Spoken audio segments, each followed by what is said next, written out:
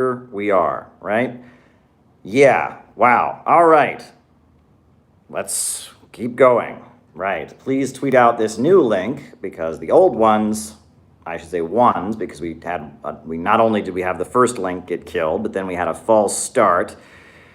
Here we are. Here we are. So welcome everybody. Thanks for sticking around while YouTube and internets and iPhones and all those things that old men yell about, right? What's the clip of Bill O'Reilly? Anyone ever see that famous clip of Bill O'Reilly where he's angry? You ever see this? Where Bill O'Reilly's angry at something's not working and he's like, fuck it, we'll do it live. Fuck it, we'll do it live. I'll write it, we'll do it live.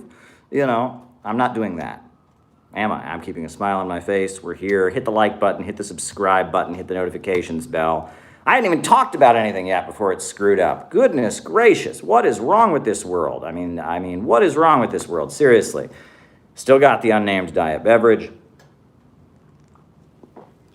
Still got the water beverage.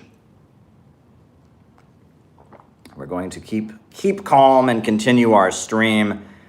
Please, as I said, please tweet out the link, the new link, especially. It's very important that you tweet out the new link. So there you go. How do we reach out to black communities? Reach out to black communities decades after the racism. Out to black communities after union racism. Lying visible in politics. Alrighty.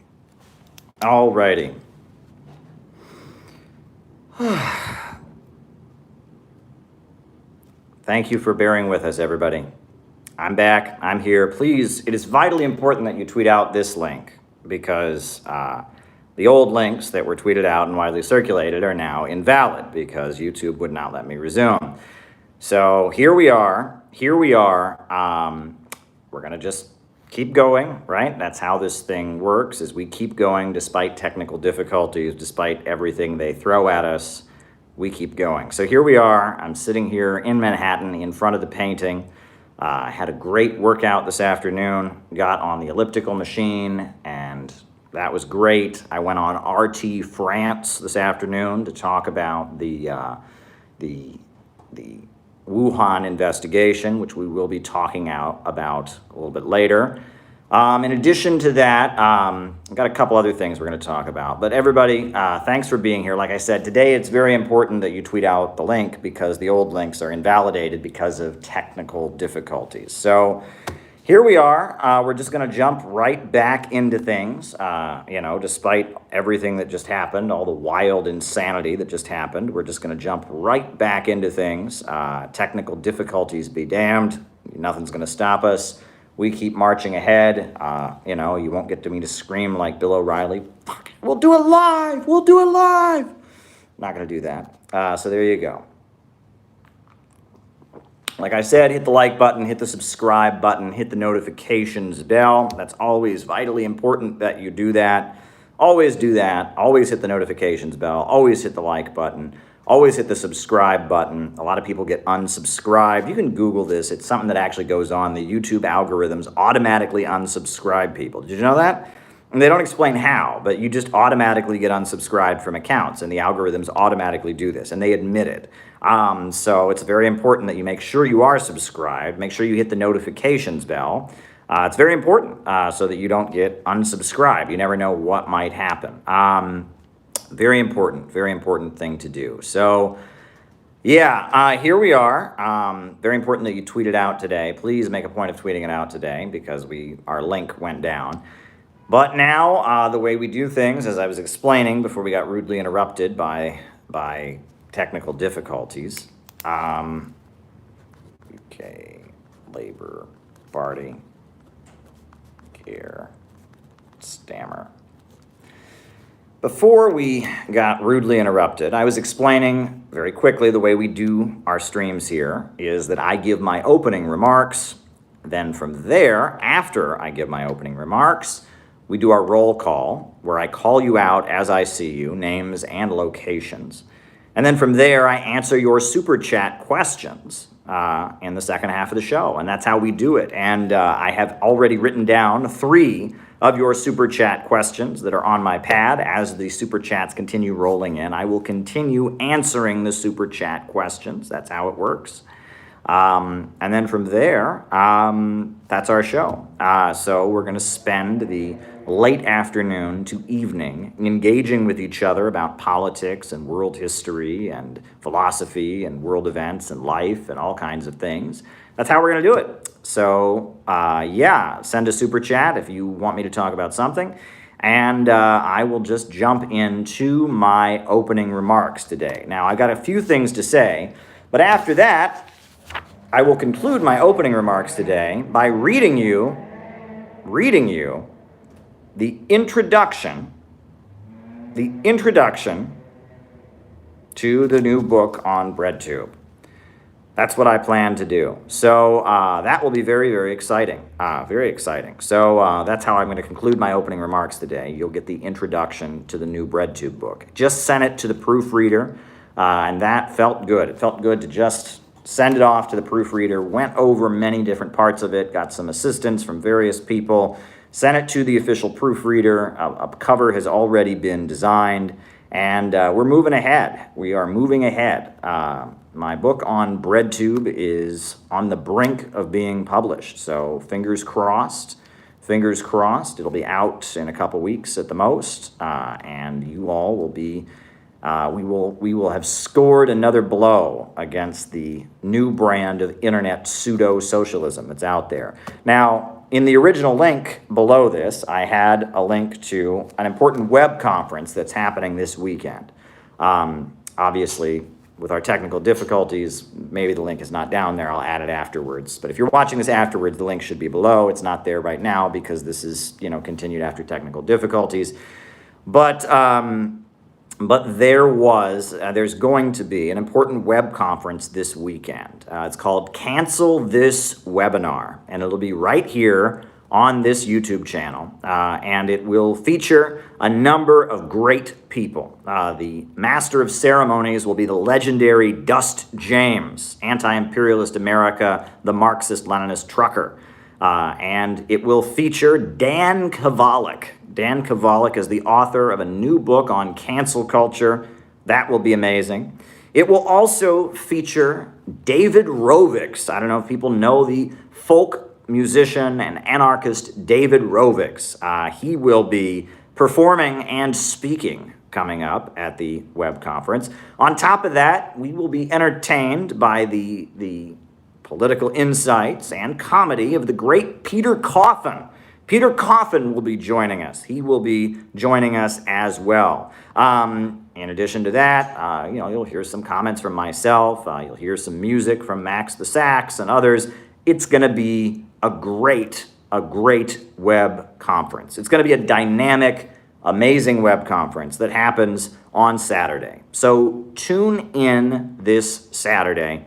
It'll be at 7 p.m. Eastern Time. And it's going to be great. It is going to be really something special to hear from all these great voices talking about cancel culture and the politics behind cancel culture. Why this is something that the left needs to get beyond. We must get beyond this cancel culture. We must move to something better. So make time in your schedule to join us at 7 p.m. Eastern tomorrow.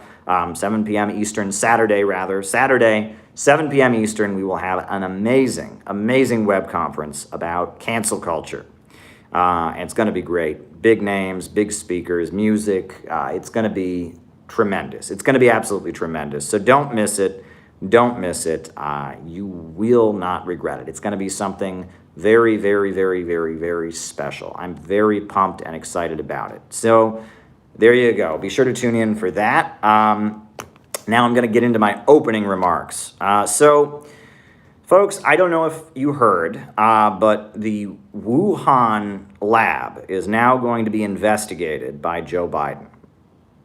Right? So this laboratory in Wuhan, where some people worked, there is a belief that somehow this Wuhan laboratory could have been the origin of the COVID-19 pandemic. And so Joe Biden has formed a task force to investigate this laboratory in Wuhan about whether or not it was the origin of COVID-19. I do not approve, and I do not approve for the following reasons. We should be investigating the origins of the COVID-19 pandemic. Nothing wrong with doing that. Nothing wrong with investigating it. Often the origin of diseases and pandemics is quite different than one would believe. And I will say that what people believe and what the scientific community determines about these diseases is often subject to change. For thousands of years, I shouldn't say thousands of years, for hundreds of years, it was considered to be common knowledge that syphilis, the sexually transmitted disease, was brought back to Europe by Christopher Columbus. All right, that was considered to be a fact, that there was no syphilis in Europe until Christopher Columbus and the Spanish started going to the Americas. And obviously, according to this theory, there were some sailors who, and some people on those ships who had sex with indigenous people and got syphilis and brought it back to Spain and then the rest of Europe. That was believed for a long time. That was considered common knowledge. It was fact. And it was false. It was historically false. It was fake news. Didn't happen. It turns out syphilis had been in Europe before the voyage of Christopher Columbus. So it was not brought back to Europe from the Americans. Native Americans did not give Europeans syphilis, even though this was considered for hundreds of years, this was considered to be a historical fact. It has been debunked. Furthermore, the origins of the AIDS virus. Do you know how many different theories there are about the origins of the AIDS virus? There were theories that people got it from eating monkeys. There were theories that people got it from having sex with monkeys. There are theories that it came from Africa. There are theories that it was invented as a bioweapon by the government. There were all kinds of different theories about the AIDS virus. There's some possibility that AIDS was in the United States before it was in Africa, right? That there were cases as early, some folks are saying that there's some evidence that there were AIDS cases as far back as 1968. As far back as 1968, there were people that had HIV, according to some theories. We really don't know where HIV, AIDS came from. Just like, other than the fact that it probably came from sheep, we really don't know the origin of syphilis, right? And that's how it is with diseases. It is extremely hard to determine their origin. And science often spends a long time trying to determine these things. Now, obviously, the first major outbreak, the first time that it was on record that COVID-19 was spreading was in Wuhan, China, right? And China got COVID-19 before anybody else, before the rest of the world was aware of a pandemic. China dealt with it. However, there are some reports that suggest that COVID-19 was in Europe in August, and that COVID-19 was in the United States in August, right? That it was in December that it was first detected in Wuhan, China. But there are reports indicating that it very well could have been in Europe as far back as August, could have been in the United States as far back as August. There are reports that it was in other parts of China prior to the awareness of it in December of 2019. So I suspect for years, for decades, for centuries, we will be debating the origin of the COVID-19 pandemic, right? This is science, and science should be able to do its work without politics. I don't disapprove of the scientific community trying to figure out where COVID came from. That's obviously necessary research. What I disapprove of is politicizing it. Let me repeat. There's nothing wrong with the scientific community trying to determine from where the COVID-19 pandemic started. Absolutely nothing wrong with that. It's what they should be doing. But we should expect that there are many unexpected conclusions, right? I mean, we should expect that they'll come up with all kinds of interesting stuff, right? Just like they did with AIDS, just like they did with syphilis. What I do not approve of is putting forward an investigation that serves a political agenda. Taiwan, China. That serves a political agenda. And this investigation is serving a political agenda. The right wing, the anti-communist fanatics, the Falun Gong cult, Peter Navarro, the phony economic hack who isn't taken seriously even by other libertarians and neoliberal economists, part of Trump's trade council, the Tibetan separatists, the Hong Kong separatists, the John Birch Society, all kinds of anti-China schmucks, hacks, that are driving a political agenda, have come up with this conspiracy theory that somehow COVID-19 is a bioweapon invented in a Chinese laboratory, and the evil Chinese communists sat there in a room and they said, "Yes, we shall invent a virus, and we shall have whole bunches of our population get it and have to shut down our own economy. And then this virus will spread to America and shut down their economy. And because we have a socialist system and can handle things like pandemics better, and they have a capitalist system and can't handle it, why, our economy will speed ahead and their economy will reek and moan and creak and fall apart. It will be our plan for communist world domination. Why we'll even put the COVID-19 into our precious bodily fluids. Yes, children will drink COVID-19 in their ice cream. And we'll wipe out all religion. The American way of life shall be stamped out. Freedom will vanish. Humankind will turn into communist slaves, and Marxism-Leninism shall triumph across the planet. It shall be done. That's what they want us to believe. It is the stupidest conspiracy theory I have ever heard. I could not come up with a dumber conspiracy theory. If this was in a Hollywood movie, people would laugh at it. It is not even stupid enough to be in a Hollywood movie. It is not stupid enough to be in a cartoon. It is the dumbest conspiracy theory I have ever heard in my life. Right? I don't get this. If you talk about QAnon stuff and think that there's satanic pedophiles in the government, they take down your YouTube channel. You know, if you think the moon landing was fake or that the earth is flat, they shut down your YouTube channel.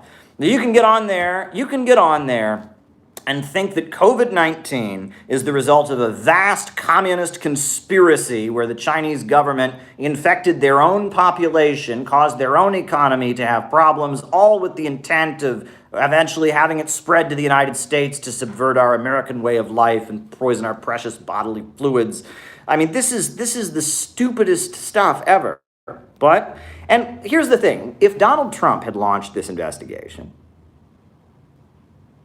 it would be widely understood that this is what it was. It would be widely understood that this was a politicized move designed to demonize China, to feed a political agenda. That would have just been common sense. It would have just been common sense. But because of the fact that Donald Trump is out of office and Joe Biden is woke, right? Joe Biden is so woke. That's why he's sexually assaulted a number of women. You know, that's why he raped Tara Reid. You know, that's why he passed the crime bill, right? That's why, I mean, Joe Biden is just so woke. I mean, he's so progressive. I mean, that's why he gets up and makes inappropriate racial gaffes. Poor kids are just as smart as white kids. I mean, we have our woke commander-in-chief that is loved by Jabba the Vosh and Skippy the Bear and all of BreadTube and ContraPoints, and all of them love him and bow before him. He's so woke, and because our woke commander-in-chief our woke commander-in-chief, because our woke commander-in-chief and our woke vice president, lock 'em up Kamala Harris, because they're pushing it, it's taken seriously.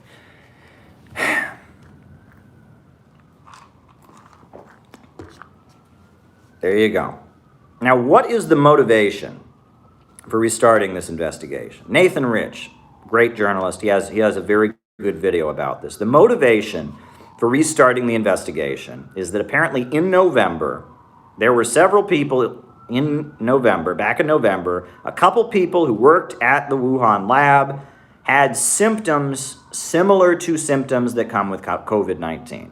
Let me repeat this. They had symptoms similar to the symptoms of people who have COVID-19, right? They were coughing, they were vomiting, that in November, in the middle of flu season, in China, a couple people who worked at the Wuhan lab had symptoms, of COVID-19. Now, is it possible these people at the lab had COVID-19? Sure, that's possible. That's absolutely possible. Is it possible, perhaps, that they didn't have COVID-19? Yes. As we have seen, there is quite a bit of evidence suggesting that back in August, there were people in the United States who had COVID-19. There's evidence that in Europe, people had COVID-19 back in August. There's evidence that it was in other parts of China before it got to Wuhan. But that is not the agenda that is being pushed. Reuters reported that in June, Barcelona, Spain had the virus in its sewage. Yes, I've seen those reports as well. There are many, many different possibilities. And thank you for the super chat. You're right, that it was in Spain, that it was... We're not going to find out. I can guarantee you that for the rest of our lives, there will be new theories about where COVID-19 came from. For the rest of our lives, they are going to be debating this. The rest of our lives, they're going to be coming up with different theories. Did it come from bats? Did it come from sheep? Did it come from this or that? Or was it here? Was it there? That's good. The scientific community should be doing that. But they shouldn't be trying to feed a political agenda. They shouldn't be trying to feed a nutty conspiracy theory that this is a bioweapon from China, okay? And putting out, Taiwan incident. Putting out that conspiracy theory is extremely dangerous. And granting that conspiracy theory legitimacy is extremely dangerous. It is extremely dangerous. It is very, very, very, very dangerous. Extremely dangerous. And here's the thing. This is really the most disturbing thing about this, okay? I said this in my interview with RT France. I'll say this again. Folks,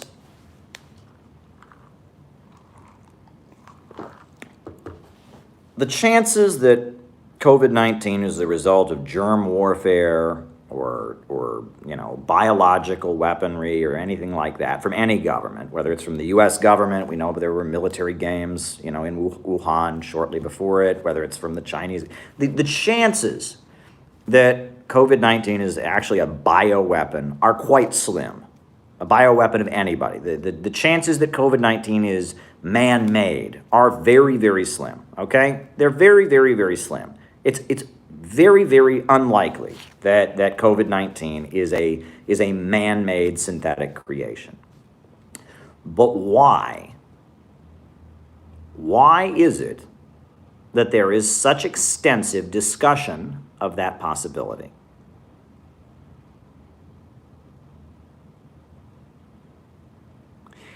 Because in the back of the minds of the whole world, there is knowledge that germ warfare and chemical weapons and biological weapons are something that many, many countries are experimenting with. Let's just be real. I remember right after 9/11, there was all kinds of fears about anthrax. Do you remember that? Do folks remember 2001, 2002, all this talk of anthrax? Well, during that time, we became painfully aware of what was not really a secret, which was that the U.S. government was experimenting with anthrax as a weapon. They were trying to weaponize a germ. That is extremely dangerous. Pompeo admits they're liars. That is extremely dangerous. Germ warfare is extremely dangerous. And we have known that it's extremely dangerous for hundreds of years. In 1893, H.G. Wells, the science fiction writer, the guy who wrote The Time Machine, H.G. Wells, the guy who interviewed Stalin, did I take Pfizer? The guy who interviewed Stalin, he wrote a short story called The Stolen Bacillus, and it was all about the danger of germ warfare and how dangerous germ warfare really is. And the reason that H.G. Wells wrote that story is because H.G. Wells, as part of the Fabian Society, I would go on Jimmy Dore, as part of the Fabian Society, knew that the British Empire, which at that point, British imperialism was riding high in Africa and Asia and the Caribbean and many parts of the world, the British Empire was investigating the use of biological weapons. And it was being discussed, right? They were experimenting, even as far back as the 1890s, with the ability to use biological weapons, the ability to develop germs as a weapon of war. And H.G. Wells wrote this short story about how potentially dangerous that is. Right? At one point he says, why did terrorists use bombs when they could just use bioweapons? It's biological warfare is a dangerous thing. When World War I broke out, one of the most horrific things in that war was the use of poison gas. Poison gas was used in World War I. And it was absolutely horrific. Poison gas. It's absolutely horrific. Absolutely horrific. And many people on the battlefield died from the use of poison gas. But after that, there were many people who came home from the war with lung damage caused by poison gas. And it was a horrific reality, right? I heard a family story. Of course, I'm not old enough. I was born in the 80s, so, but I heard a family story from, I think, my grandparents. There was somebody in my family, right? There was like an uncle or a cousin, I can't even remember, who had fought, in World War I, in my dad's family, it's from Missouri, that there had been somebody in my family who fought in World War I and had lung damage for the rest of his life caused by poison gas that he got on the battlefield, right? Franklin Roosevelt, in his speech where he said, "I hate war," he said, "We know the reality of men coughing out their gassed lungs." Biological warfare is absolutely horrendous. And after World War I, there was the Geneva Convention that was signed that said in war, we will not use biological weapons. However, that has not stopped governments around the world from developing biological weapons, from proliferating biological weapons. And why is it? And many governments around the world do this. Many governments do this. I don't, you can talk about which and that, and you can talk about the OPCW, the Organization for the Prohibition of Chemical Weapons at the UN. But at the end of the day, many governments around the world engage in experimentation with bioweapons. And why do they do that? Because if you are a great power, like the United States, like Russia, like China, and your rival country has biological weapons, it becomes a necessity for you to develop biological weapons. Why? Because that's the only thing to deter someone on using it against you. If you don't have the ability to do to your opponent what your opponent can do to you, you are incapable of defending yourself. Right? And that is why when one country proliferates biological weapons, germ warfare, another country will then proliferate germ warfare and biological weapons. And then another country will proliferate it. And then another country. And if one country has biological germ warfare, another country is going to develop biological and germ warfare. And so the chances that COVID-19 originated as part of biological or germ warfare is slim. It's very, very slim. Is it possible? Who knows, right? Like I said, we're going to be debating the origins of COVID-19 for decades, okay? But it's haunting everyone in their minds. It's just like the threat of nuclear war. Nuclear war, not a joke, right? Nuclear war is not a joke. Well, germ warfare is also not a joke. And we all, the world leaders of the world, especially the people, people like AOC, who have access to classified information, people like Joe Biden, people like Kamala Harris, that have access to classified information and know stuff about what our government is doing that we do not know, that is not public record. I'm sure they know a lot more scary details about what has been developed in the secret labs of the American government and potentially the secret labs of other governments, right? We are just speculating here. We know about the anthrax scare. We know about the other things. AOC and Kamala Harris and Marjorie Taylor Greene and Joe Biden and Donald Trump, they have security clearances. So they actually know what sinister, deadly germs have been developed in the laboratories of the Pentagon and of the CIA. They know. We don't know. We don't know. We have no idea. This is all just hypothetical.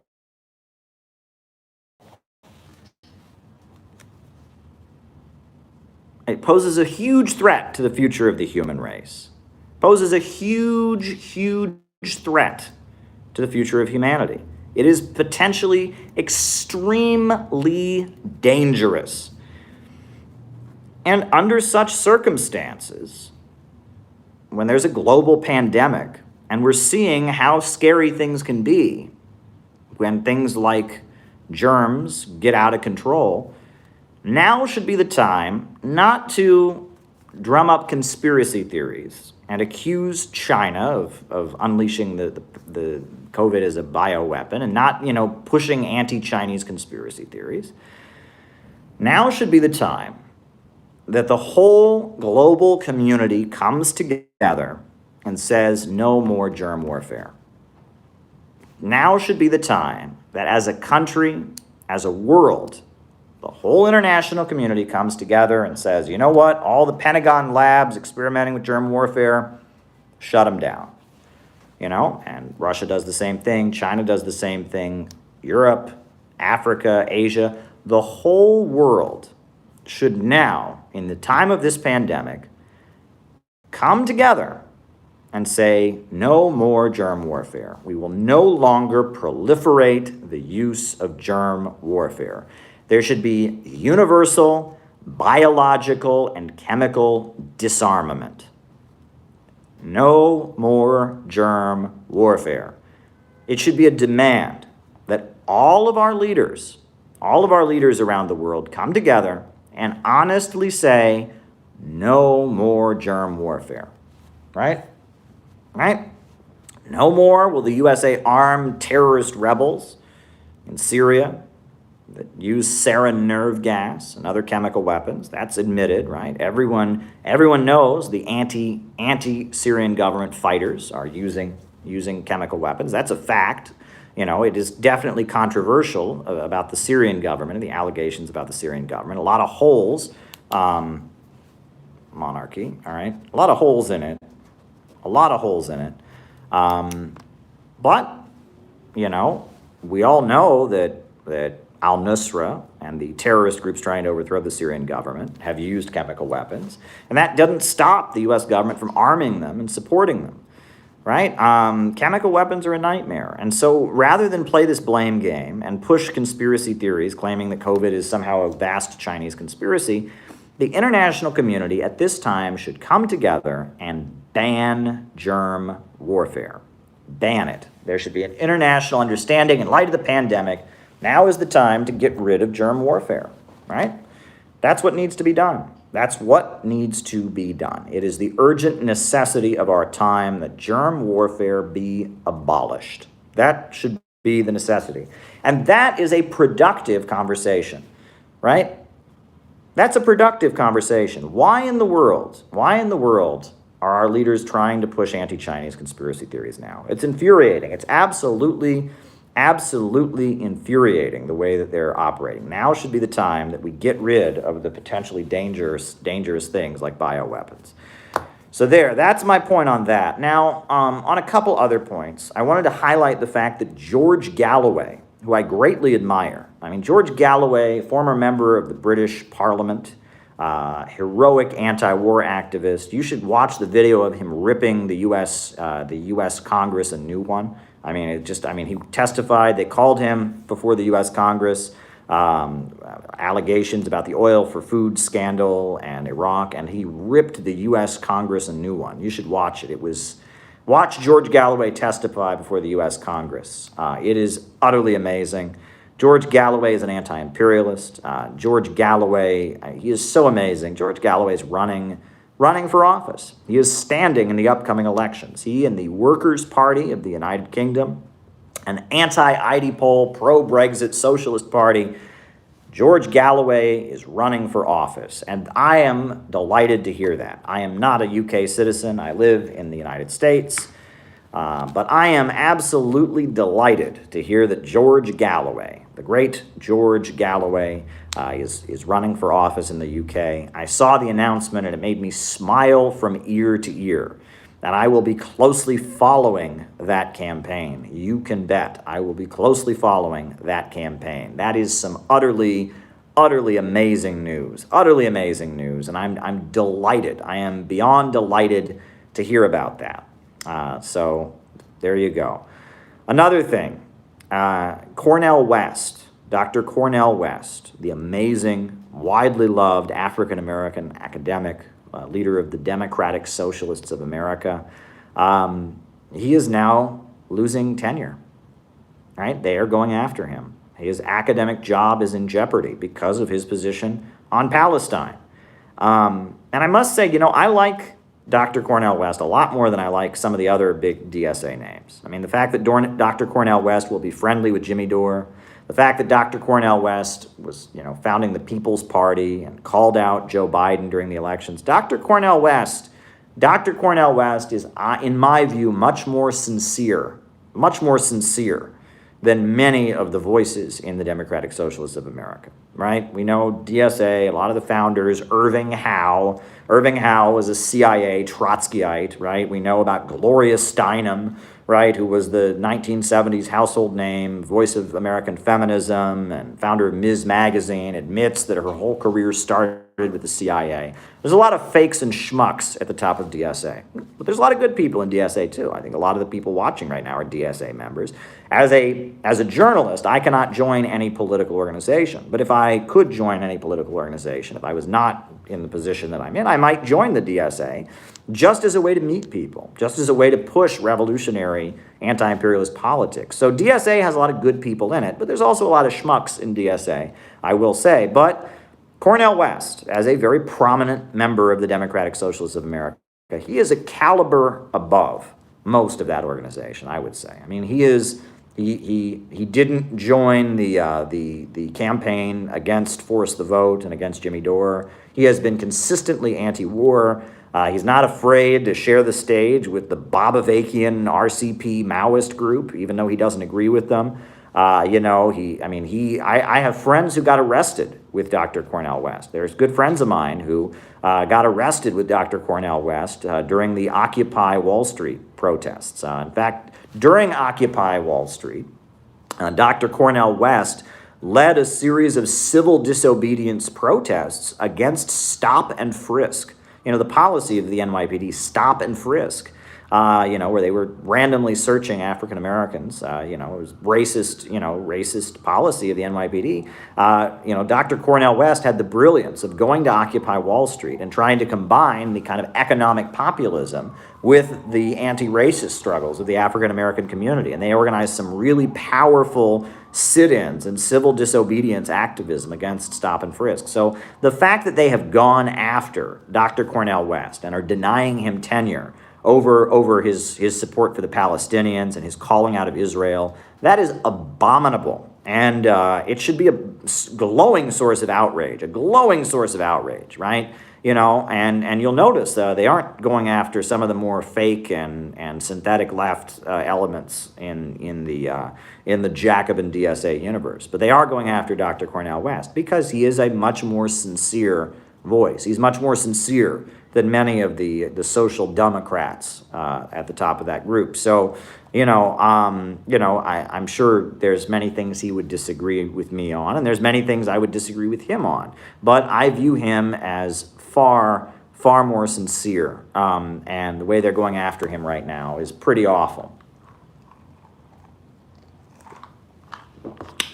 So, folks, I wanted to talk about China and the Wuhan investigation. I wanted to talk about George Galloway. I wanted to talk about Dr. Cornel West. And now I'm going to end my opening remarks by reading to you the introduction to my upcoming book on BreadTube. Right? I have written a book about BreadTube. It's a short book, and today I put it to bed. I sent it to the proofreader.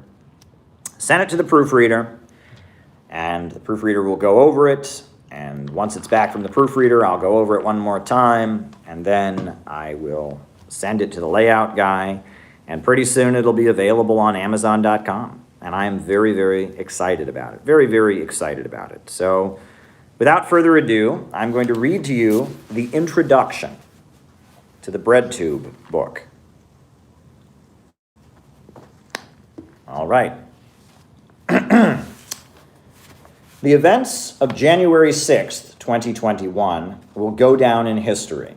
The images of supporters of President Donald Trump and adherents of the QAnon conspiracy theory bursting into the U.S. Capitol building shook the world, while U.S. media presented it as simply an example of the criminal and violent nature of Trump supporters. To any observer with an astute political understanding, it showed much more than that. Such an occurrence was only allowed to happen because deep divisions exist within the U.S. power structure. Within the circles of wealth and power, the intelligence agencies, the military, there are serious divisions. The pandemic, the bumbling government response at local and federal levels, and the resulting economic fallout has only exacerbated those differences. U.S. society is in a deep crisis. The crisis is not rooted in multiculturalism, a lack of patriotism, a lack of virtue signaling and woke sentiments, but rather in the fundamental problems of capitalism. Capitalism, the system of production organized for profit, is reaching a breaking point. A prolonged crisis of overproduction, spawned by the computer revolution, has made the long-standing problem of workers' competition with machines and poverty resulting from abundance far more deadly. Workers are suffering, the economy is stagnating, unrest is rising, and the influence of the United States is in decline around the world.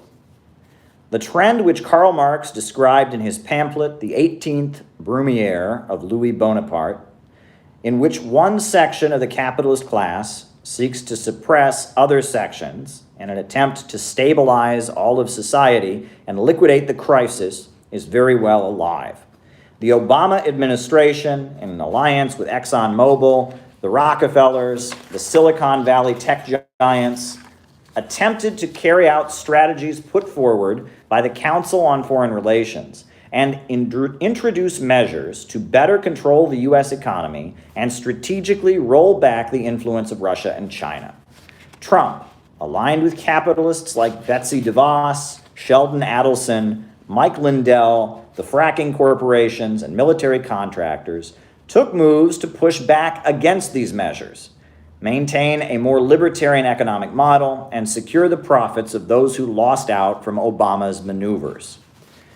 In the 1980s, when the U.S. ruling class seemed to be in a state of near unity and the U.S. economy was strong, Ronald Reagan remarked, "We are all friends after 6 o'clock," when speaking of elected officials in Washington, D.C. The events of January 6th indicate pretty clearly the opposite state of affairs. January 6th reminded many of the events of August 11th and 12th of 2017 in Charlottesville. A crowd of white nationalists and conservatives assembled for a torch-lit march, and the following day held a public demonstration to oppose the removal of a monument to the Confederacy. At the demonstration on August 12th, left-wing activists mobilized to counter the racists. Scuffles took place, and a right-wing activist plowed his car into a crowd of leftists, killing Heather Heyer. A police helicopter also crashed, killing 2 state troopers. In other writings, such as my book, Kamala Harris and the Future of America, I have provided extensive analysis of the divisions within the U.S. ruling class and how these divisions have evolved over the course of the last decade and what the various factions want. This text will focus on another aspect of the conflict. The Marxist composer Cornelius Cardew penned these lyrics describing the process of capitalist decay. The capitalists fight with one another to corner the markets and divide up the world. Their quests for maximum profit is the cause of war and puts us on the dole. Their greed leads us into a crisis, which they try to resolve with a more fascist state. Our struggle is against the capitalist system, so strike at the fascists as well as the cuts. It's long been understood that as the capitalist crisis emerges, the various factions in the ruling class form political movements to serve them. These political movements target one section of the capitalist class on behalf of the other, while also mobilizing against revolutionary forces that seek to overthrow the capitalist system. British intelligence officer Frank Kitson described the practice of forming counter-gangs in Kenya to fight against the Land and Freedom Army. These were pseudo-revolutionary groups that collected intelligence and helped the British Empire to defeat the Mau Mau uprising. Kitson later pioneered the British intelligence strategy of arming Protestant fanatics to target the Irish Republican Army during the 1980s. William S. Lind, the Pentagon strategist and military analyst, has developed the concept of fourth-generation warfare, in which non-state actors are utilized by great powers in their efforts to undermine rivals. While endless pages have been written about how the right-wing faction of U.S. Capitol is utilizing white nationalists, QAnon, libertarians, the Tea Party, and other rightists as a counter-gang of non-state actors to fight on their behalf, very little has been written about what is obviously retaliation from the rival faction. The internet culture of social justice warriors and the emergence of a group of pseudo-leftist internet voices called BreadTube is an attempt to counter the influence of right-wing voices among the U.S. population with the covert backing of the rival faction of the imperialists. Countering the right wing is certainly a noble effort, as racism, destructive economic ideas, and delusional conspiracy theories coming from the Trump faction are certainly problematic. However, the BreadTube current are loyal servants of the more liberal faction of the imperialists, and as such, they have engaged in a second mission, in addition to countering the right-wing faction. The second task of the bread tube milieu is an effort to purge left-wing circles of all illiberal and anti-imperialist voices, and to some extent, all voices that are genuinely anti-capitalist, in order to transform leftism into nothing but lockstep servitude of their preferred faction among the ruling class. They seek to equate Marxist-Leninists and 21st century socialists with the far right. BreadTube's efforts are reminiscent of the efforts by social democrats following the Russian Revolution.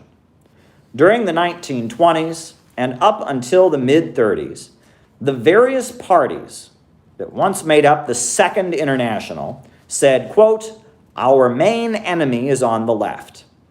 In the name of opposing communism, the Social Democrats, including the Socialist Party of America, sought to have communists banned from labor unions, suppressed by the government, and thrown in prison.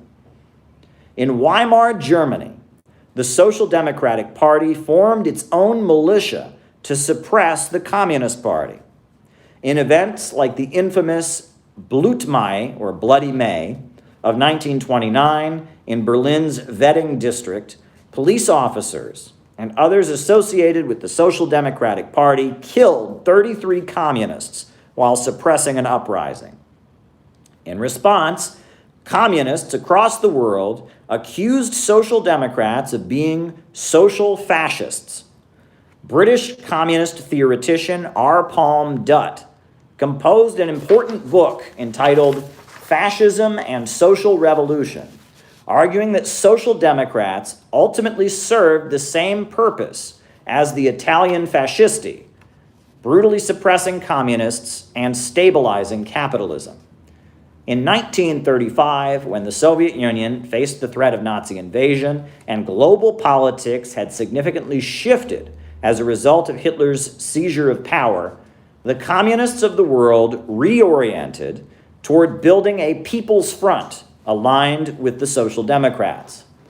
In the lead up to the Second World War, Social Democrats dropped much of their anti-communist fanaticism and embraced communists as anti-fascist allies. The various People's Front alliances, including the Roosevelt Coalition in the United States, won many great victories for working people and set the stage for the defeat of fascism. Many observers have noted the historical irony of communists and Social Democrats who literally killed each other in Germany, France, Britain, and elsewhere, joining arm in arm shortly afterward. However, circumstances had changed. The realignment resulted in a convergence of interests. Social Democrats, with the more liberal and global-oriented bankers and oil companies, faced the threat of extermination from fascists who were aligned with industrial capitalists and militarists. Communists also faced extermination from fascists in the Soviet Union and realized a Nazi invasion was inevitable. The common interest in defeating fascism brought the two trends together during the Popular Front era of the Second World War. While many lessons can be learned from this period, it must be noted that much of BreadTube's ideology is fundamentally more dangerous to those who seek to overturn capitalism than social democracy was during the 1920s and 30s. While the Social Democrats of the 1920s and 30s opposed the Soviet Union and the communist parties, they accepted the overall Marxist analysis of capitalism. Social Democrats worked in labor unions and sought to increase the living standards of working people. Social Democrats believed history was moving forward and that technological progress was a good thing. Social Democrats sought, through gradual reform, to eventually establish a society where the means of production operated according to a rational, central plan. The prevailing voices on BreadTube do not share these goals with Marxists. The prevailing bread tube view is that the living standards of working people in the United States and throughout the world are too high, and that consumption must be reduced. Bread tube voices generally argue that advocating for living standards to increase or analyzing society in terms of wage workers and capitalists is an ideological crime known as class reductionism. Bread tube voices generally believe technological progress is an affront to Mother Nature, and that societies around the world that are kept in a state of deindustrialization and underdevelopment are more pure and beautiful, close to some kind of spiritual ideal. Bread tubers generally reject the need for a centrally planned economy, but instead favor gradually transitioning to a profit-centered economy where workers receive a share of the profits rather than a set hourly wage. While social democracy in the 1920s and even today generally represents a watered-down, pro-imperialist interpretation of Marxism, what BreadTube believes is fundamentally antithetical to Marxism. While Marxism seeks to advance historical progress and create a society of vast material abundance in which all inequality and the need for a state itself can fade away, BreadTube seeks to roll back the wheels of history, reduce the human population, end growth, and restore humans to some kind of primitive state of existence deemed to be more moral and sustainable. While social democracy in the 1920s tended to oppose illegal activities and militant labor activism, BreadTube has taken the opposite extreme. BreadTubers tend to favor an escalation of street violence against the right wing at a time when these forces are much better armed and much better organized among the population. If the eventual escalation that BreadTubers seem committed to inciting were to occur, the result would most likely be a huge crackdown on all political activism by the state, if not an outright victory for the right wing. Furthermore, BreadTubers often seem to incite lawless violence and hooliganism against Marxist-Leninists, 21st century socialists, anti-imperialists, and all at the same time that they call for mob violence against the right wing. BreadTube is actively working to change political discourse, labeling anti-war and anti-imperialist voices as Red Browns and Nazbols, equating them with Nazis and setting the stage for mob violence and state repression against them. It may be incorrect to label the social democrats of the 1920s social fascists, despite the fact that they advocated and engaged in violent repression against revolutionary forces. However, a much more explicitly fascist streak can be found in the BreadTube milieu. BreadTube's opposition to historical progress and growth evokes the fascist Julius Evola's references to, quote, the demonic nature of the economy, and carries with it the genocidal legacy of eugenics and Malthusianism. BreadTube's fetishization of street violence and action over ideology, pushing left-minded youth toward a premature violent confrontation, parallels Mussolini's political trajectory described in his autobiography. BreadTube's implied calls for violence and political repression of anti-imperialist voices certainly brings forth memories of Nazi stormtroopers. Whether or not BreadTube ideology constitutes a modern variant of fascism is not the focus of this book. BreadTube, after all, is merely an internet community engaging in propaganda work. The ties of BreadTube to the Antifa street fighters are most likely extensive, but cannot be confirmed.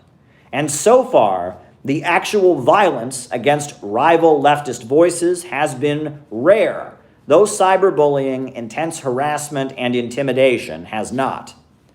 The point of this book is to debunk and expose the dangerous pseudo-leftism which BreadTube espouses. Genuine leftism and Marxism is the only way out of the crisis. The primitivist, worker co-op, non-authoritarian society BreadTubers advocate is not really achievable or desirable. The distorted and confused worldview BreadTubers promote ultimately serves the ultra-rich and globalist-oriented factions of the capitalist class. While it has very little to do with Marxism, it is highly reminiscent of the occultist worldview of Marilyn Ferguson, a spiritual guru who was highly influential among intelligence operatives and served as the spiritual advisor to Al Gore.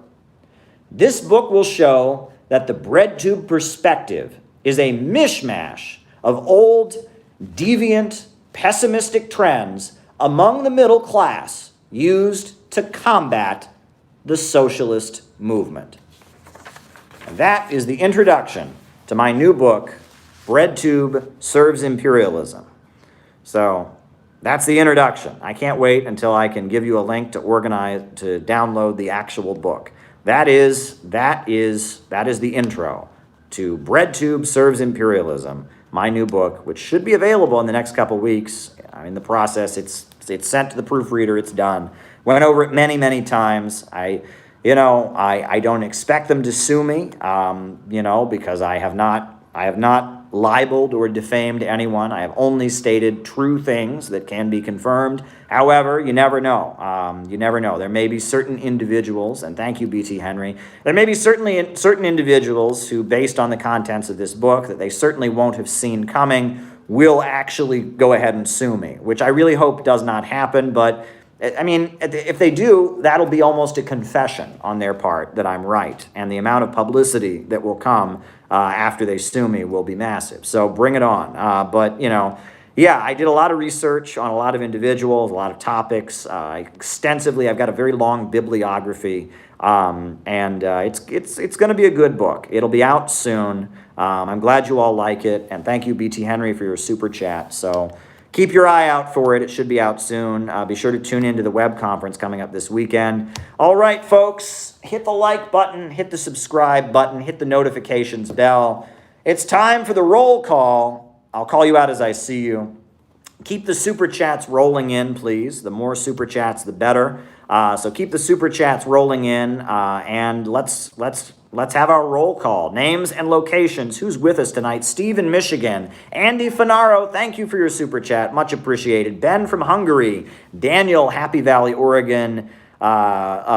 Stephen in Riverside, California. Cleveland, Pirate Alex. Australia, Oz Whistles. B.T. Henry in Vermont. Jersey City, New Jersey, Gateshead, England, Bendigo, Australia, Wisconsin, Tamara in Siberia, David Fox, good friend of the program, Raphael in Brazil, Mo in Toronto, Chaya in Montreal, Los Angeles. If the U.S. transitions to socialism, will the Imperial Core relocate elsewhere? Imperial Core relocate elsewhere. All righty, write it down. If you give me a super chat, I will give you an answer. All right, let's continue with our roll call. St. George, Utah. Tristan from Maryland, good friend of the program. Branson, Missouri. John in Houston, Portugal. Neil Neil Fraser in Hong Kong. Comrade from Cambridge. President Jesus. Effingham, Illinois. Alex Pugliese. Brad in St. Louis, Joe Gale out in Nassau County, New York, San Antonio, Texas, Brisbane, Australia, Lockdown in Melbourne, Knoxville, Tennessee, Jenny Lynn from Cincinnati, Ohio, the Netherlands, Zephyr from Eugene, Nassau County, New York, Alex in Italy, Jeff in Detroit, Denver, Colorado, Mohsin from Iran, Redneck Red in West Virginia, Toei from Sweden, Tamara and Dario from Brooklyn, Quinn and Meredith in Longview, Washington. I think I'm going to make you all, Quinn and Meredith are now part of the Wrench Gang. Joshua Tree, Kinky. Char Char Epic. Sham, Cleveland, Wasteland, Ireland. Vinicius in Brazil. Welcome, welcome. Martin in Ireland wishes me the best with my book. Northern California, West Palm Beach. Pomona, California. Neil Fraser in Hong Kong, West Palm Beach.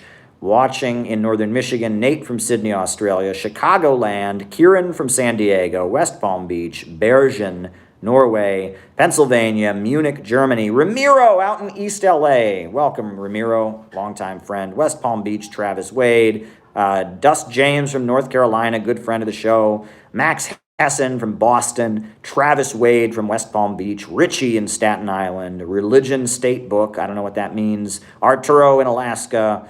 Talent, Oregon. Very good, very good. Edinburgh, Jason Dunn.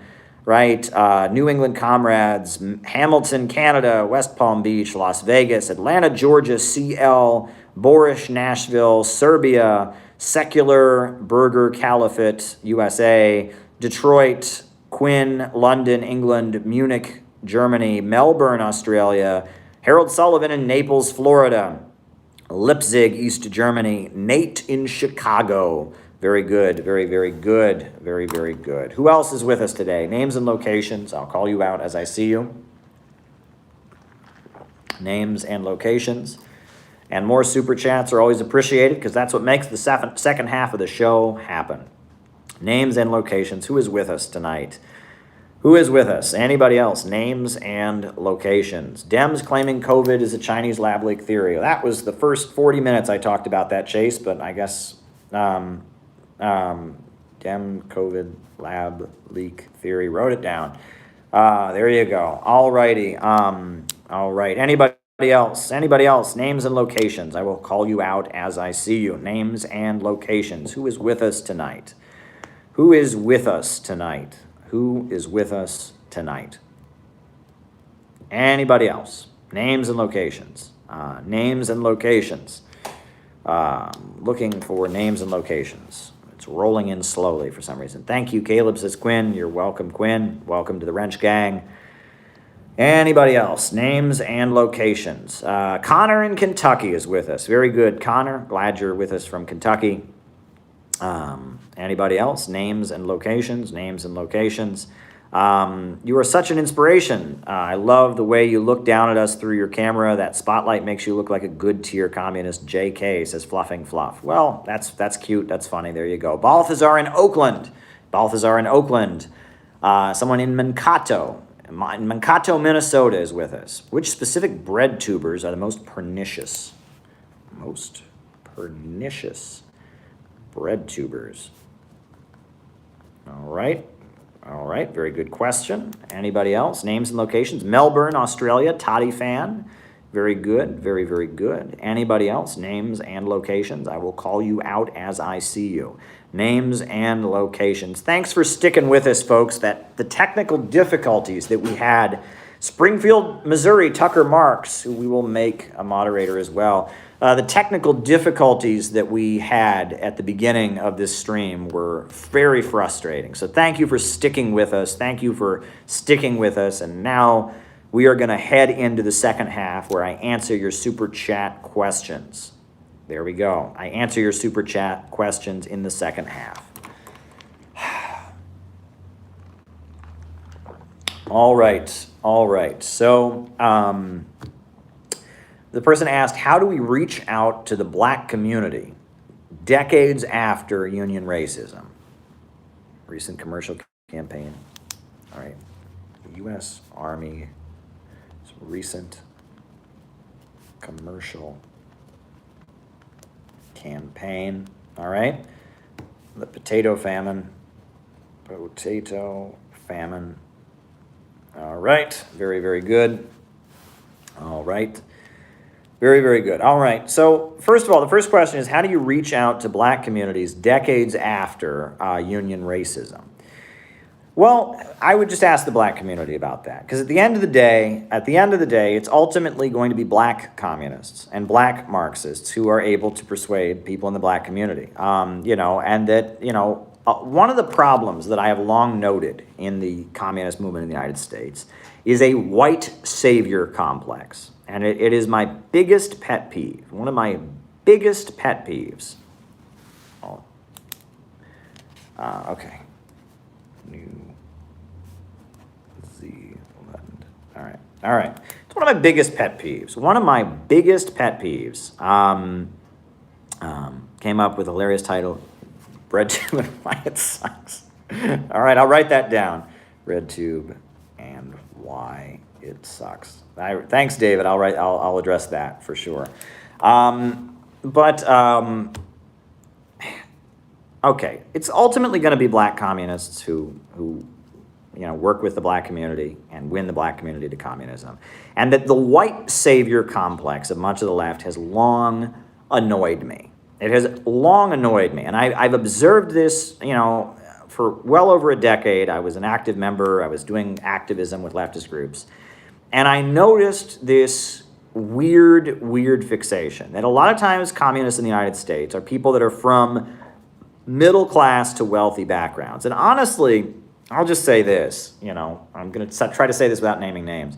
Sometimes communists in the United States, it's like they're just so they're from such like obscure kind of backgrounds that it's like it's difficult, it's like when I was in a communist group, I gradually used to find out how everybody in the group with me was not normal. Some people, there were famous scientists, right? There was somebody who was a relative of a famous scientist, relatives of famous filmmakers, people who went to Harvard, people who went to Yale,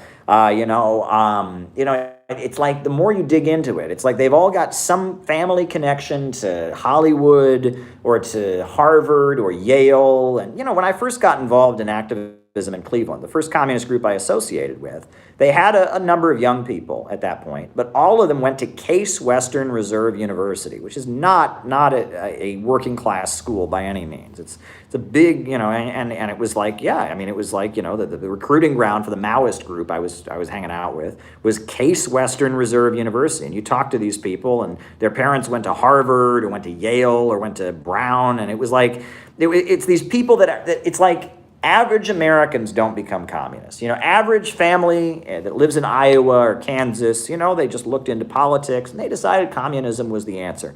No. If you join one of the ML groups, if you join one of these ML groups, you'll find out that, it's these people are connected to Hollywood. These people are connected to, some weird intellectual strata. And on the one hand, that's a good thing, okay, because it shows that communists are very smart. And that's true, that communists, it tends to be very intelligent people who come to conclusions about communism. Look, I'm gonna say this. There's an individual who is a communist that I worked with for years in the Workers' World Party. He's no longer in the Workers' World Party. They kicked him out. And like this guy, he was very much, he wrote a book about physics that I know nothing about physics, so I do not endorse his book about physics. But this guy, Mike Gimbel, right? You can look him up. An amazing person, a brilliant human being, very smart, very intelligent, a math genius. He was the sports, with no college degree, no college education. He became the sports statistician for the New York Knicks. Right? The guy is like a mathematics and statistical genius.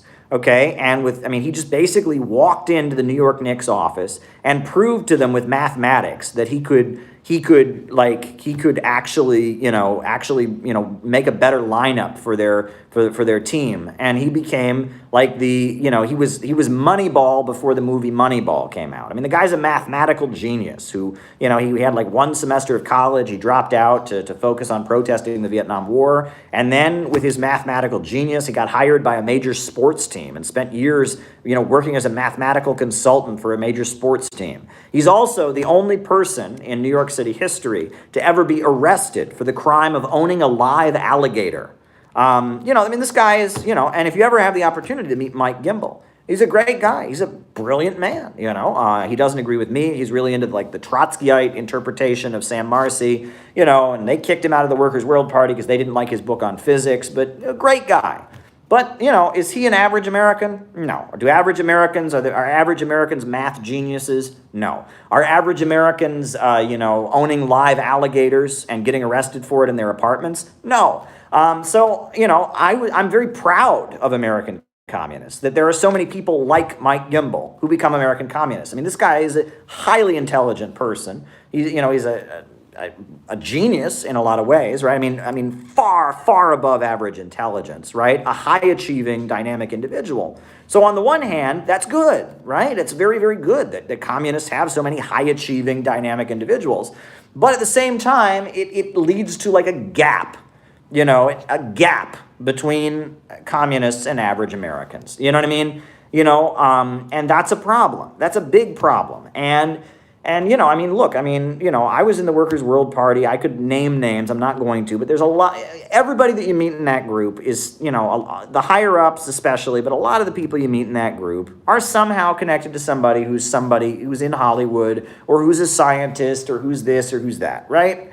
And, the same with the Maoist group that I hung out with. Before the Workers' World Party, I hung out with this Maoist group in Cleveland that I was hanging out with. It was the same thing. I mean, they were recruiting at Case Western Reserve University, and it was Harvard, and it was Yale, and it was, it's this weird thing, and and I've often wondered, like, what about me? Like, I had an uncle who was a Hollywood actor who became a theater professor, so I guess this applies to me too, right? And, I did grow up in a very small town in Ohio. That's true. And I did grow up in a very working class town too. It wasn't, I didn't grow up in the suburbs. I didn't grow up in an urban area. I grew up in a rural small town. And, I walked the picket lines with my mom when she went on strike as a librarian. She's a librarian, that's an intellectual, career. And, my father, you can look, I don't, the great mystery, who is my father? Bum, bum, bum, right? But, it's not hard to figure out who my dad is. But, so even me, right? I don't come from a quote unquote normal family. I do come from the Midwest. I did grow up in a working class town, but, my mother was a librarian. Both of my parents do have master's degrees. And it's a problem for communists, that communists in the United States, especially where there's a stigma on it, we get very high-achieving, very intelligent people, right, who join communist groups. And that's true. It tends to be the kind of people that go out and the kind of people that go out and really do things. But at the same time, there becomes this gap between communists and average people, this big gap. And it's like, people, you just don't have average Americans becoming communists. And then among this milieu that I'm describing, you get communists from this kind of weird academic, intellectual, artistic background, right? This kind of, I don't know what you want to call it, this background that the communists come from, this high-achieving, middle class, free thinker background that communists come from. Among a lot of them who are white, you get a white savior complex, okay?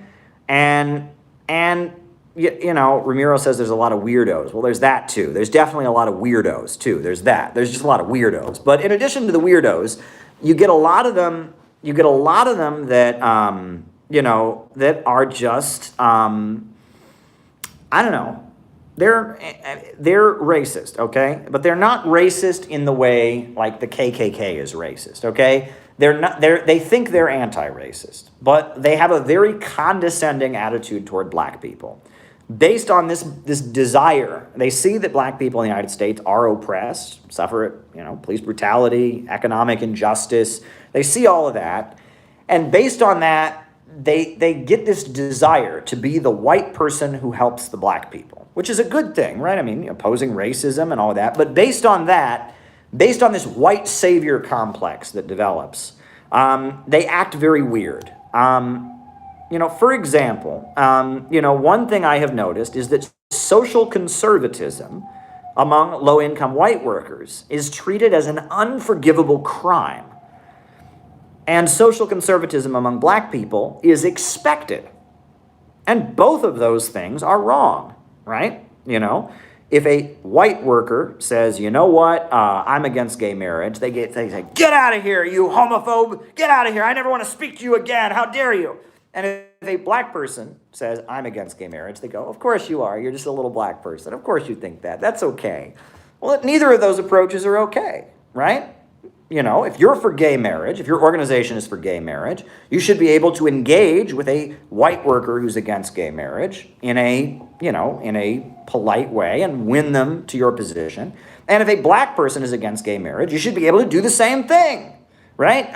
But I noticed that, in left-wing circles. It was this weird desire that they kind of view black people as like inferior victims on the one hand, and they view white workers as Satan, right? White workers are Satan. Well, white workers are not Satan, and black people are not inferior victims, right? And many people have criticized, there's some of these communist groups that put out pamphlets on the history of the black liberation struggle.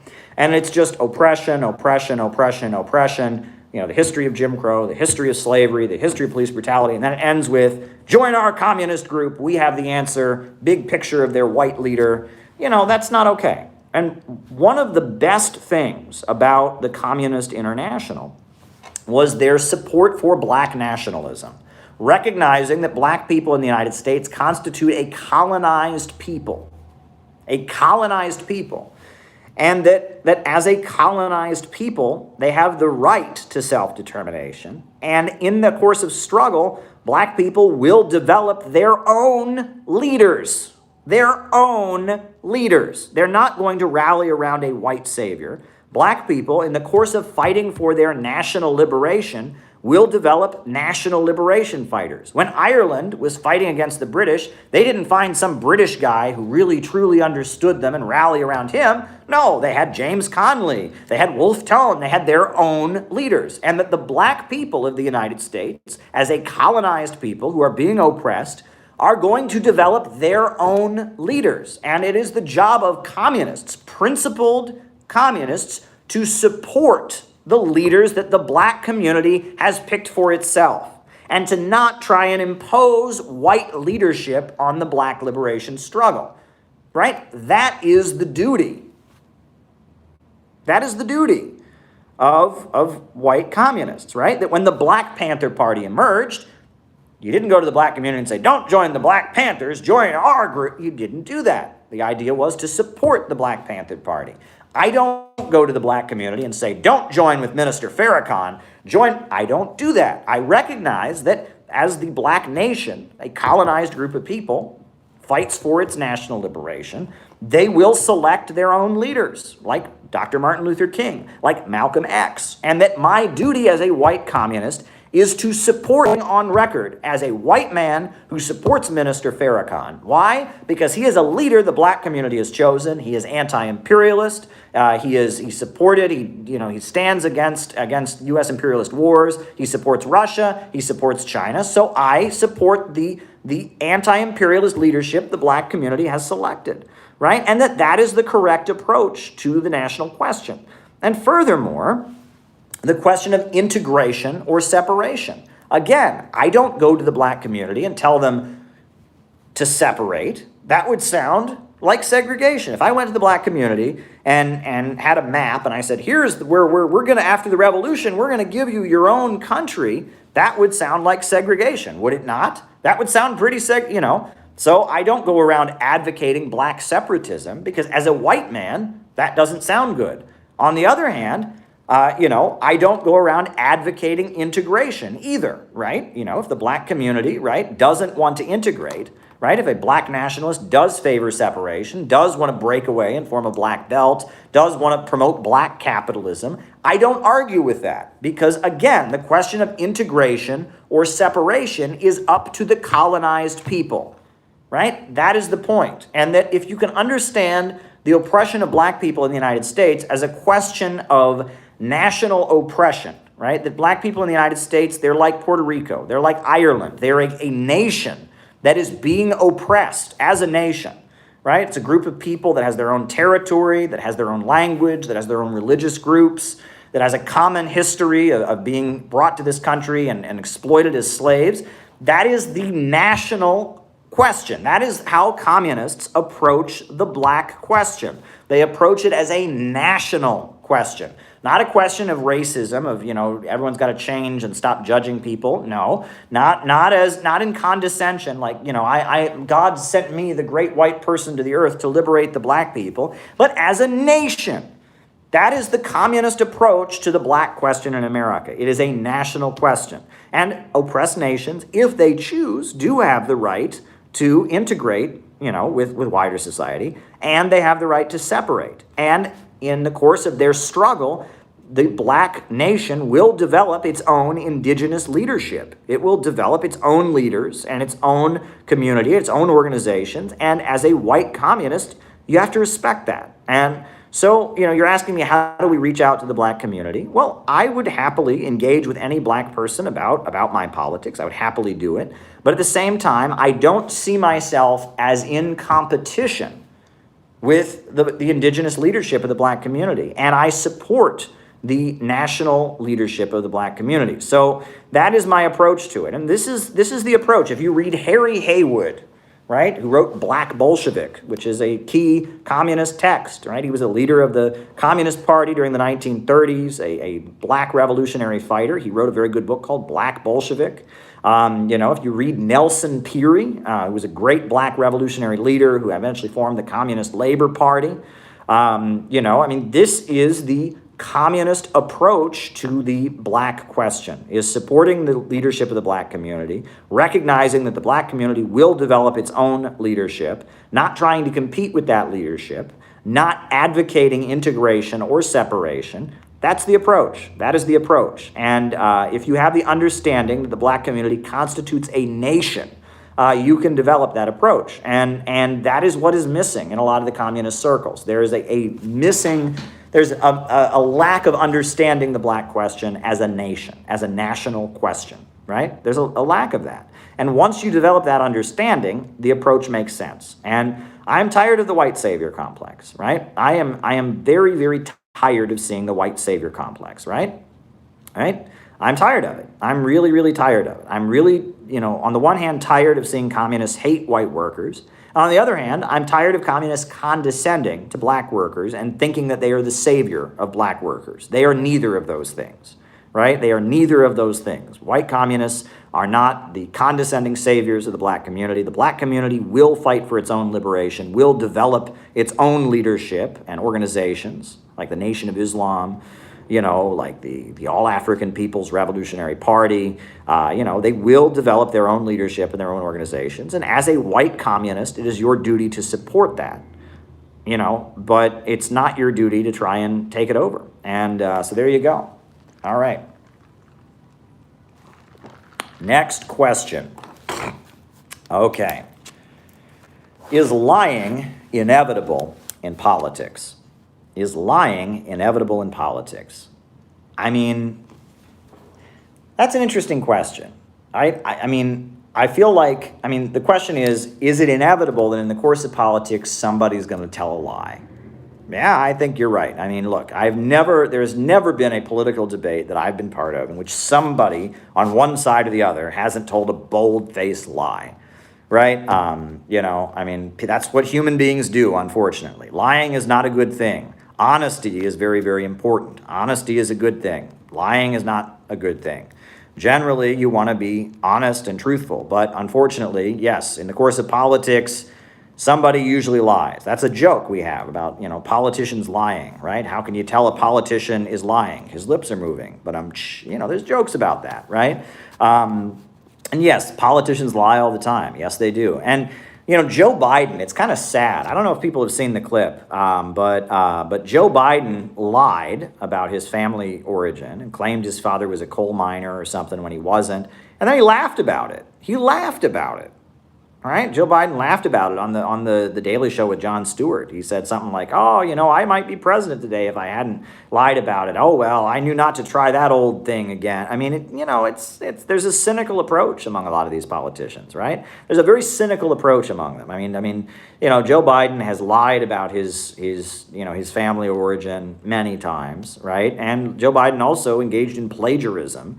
As a college student, he engaged in plagiarism. And I understand right now, according to the news that I've seen, there's a widespread epidemic of academic dishonesty among high school students right now, that high school students are cheating more than they've ever cheated before, right? And then they're trying to figure out what to do about it, right? And all these educational journals are thinking, what are we going to do? All these kids are cheating. And they're cheating because they're at home, right? They're at home, right? And they have access to, they can Google things, and they can, the teacher isn't there to see if they're copying the answers out of their notebook or whatever. And, the school from home, the distance learning or whatever they call it, right, has set the stage for a lot of academic dishonesty now among younger people. Well, we have a plagiarist as our president, so should we be surprised? We have a president who plagiarized his academic thesis, if I'm not mistaken.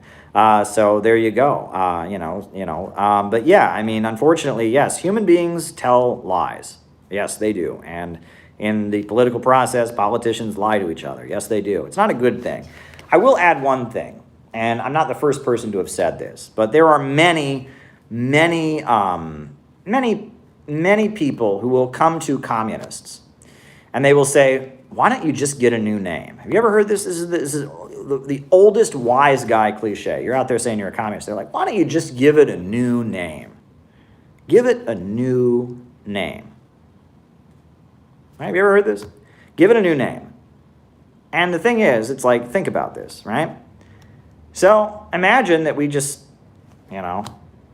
changed the name of what we were for. All right. Okay. Transition to nuclear energy. And Russia, Venezuela. Imagine that we just changed the name, right? And instead of calling it communism, we called it lampshade-ism, right? We were leafleting, we're out leafleting, promoting our ideas. Someone walks up and they say, wait a second, is this communism? And we say, no, this is lampshade-ism. Come on, man, this is lampshade-ism. Oh, we hate communism. We believe in lampshade-ism. And they say, oh, okay, eventually, our party will grow big, and we're the lampshade party. And we're just this big, massive party. We're the lampshade party. CPUSA. We're the lampshade party. We're this massive organization that believes in lampshades. Well, you know what? They'll start demonizing lampshades. There will be, if we get big enough that we're on the brink of taking power, lampshadism will get a bad name also. Number one. Number two, not everyone is an idiot, okay? I know that if you're a snide intellectual, you probably walk around thinking, everyone is an idiot. I am the only intelligent person in the world. All the rest of the world are idiots. Not everyone in the world is an idiot. And so there's going to be somebody out there who will get that leaflet and they'll go, lampshadism. Lampshadism wants the means of production to be controlled by the government. Lampshadism says there's two classes, the bourgeoisie and the proletariat. I've heard this somewhere before. Where did I hear about... This is communism! You're communists! And not only are you communists, but you lied. You tried to trick us. So why should I trust you on anything else? If you can't even tell me honestly that you're a communist, then how can I trust you to run the economy if you're trying to fool me? Lampshadism. You think I'm an idiot? You think I'm stupid? Lampshadism. Ha! Ha! You lying communists. Everyone knows you communists never tell the truth about anything. And here you went trying to sell us communism and call it lampshadism. You phony, you. Giving communism a new name is not the best strategy. Not the best strategy. I wouldn't go for that, right? Wouldn't go for that, right? Wouldn't go for that. So, but there you go. I'm having fun, folks. There you go. If it did work, eventually lampshadism would be just as much of a curse word as communism, and it probably wouldn't work because not everyone is as stupid as condescending intellectuals often think. All righty. Okay. What do I think of the UK Labour Party and Keir Starmer? Not a big fan. Not a big fan of the UK Labour Party and Keir Starmer. I am not a big fan. Look, the Labour Party in Britain, for a long time, the Labour Party in Britain existed. and there was debate about whether or not communists should support it. And Vladimir Lenin, in his pamphlet Left-Wing Communism and Infantile Disorder, did advocate that at that time, in like 1921, that the Communist International should endorse the Labor Party. Why? Because there was a huge campaign against the Labor Party. A huge campaign against the Labor Party was taking place. After World War I, Lloyd George, who was the leader he was a British military leader, he was a right-wing guy, and the Russian Revolution had just happened, and there was a lot of fear on the part of the capitalist class, a lot of fear, falling rate of profit, a lot of fear on the part of the capitalist class that something like the Russian Revolution could happen in Britain. That's why the British ultimately pulled their troops out of Russia, right? And Lloyd George, he famously said, if we don't stop fighting Soviets in Russia, pretty soon we'll be fighting Soviets in London, meaning they needed to pull out in order to stabilize British society, right? And then after World War I, there was a huge upsurge in left-wing ideas among the British working class. And so in response to that, Lloyd George waged this McCarthyist campaign. Eventually, you had something called the Zinoviev letter. Do people know about the Zinoviev letter? The Zinoviev letter was Russiagate circa 1920s, right?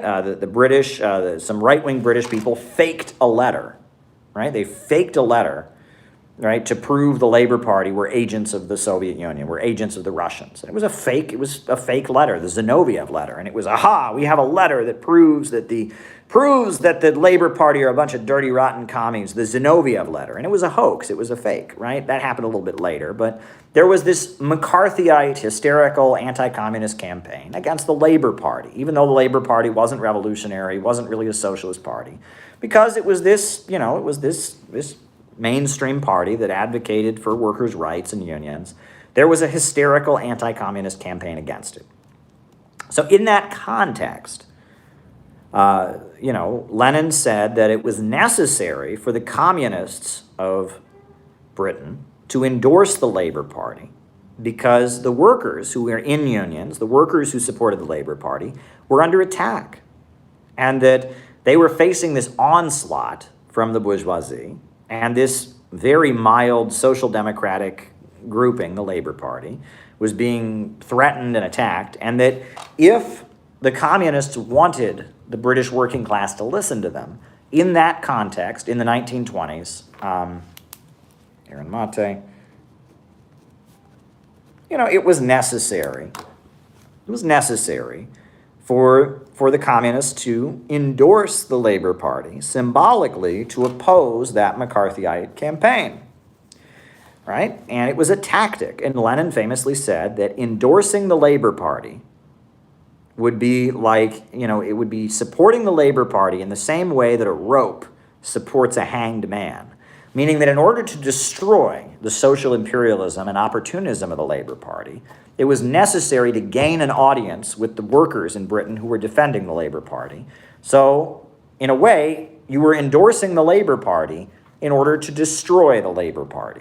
That's what it was. Go read Left-Wing Communism by Lenin. He says, we will support the Labor Party the way a rope supports a hanged man, meaning we will support the Labor Party in order to destroy the Labor Party, right?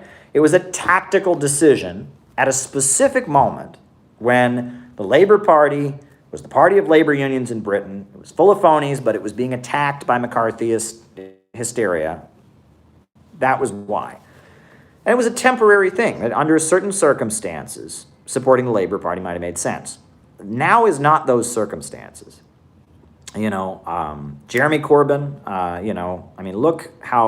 look what happened, right? The British working class, they wanted to break with the European Union.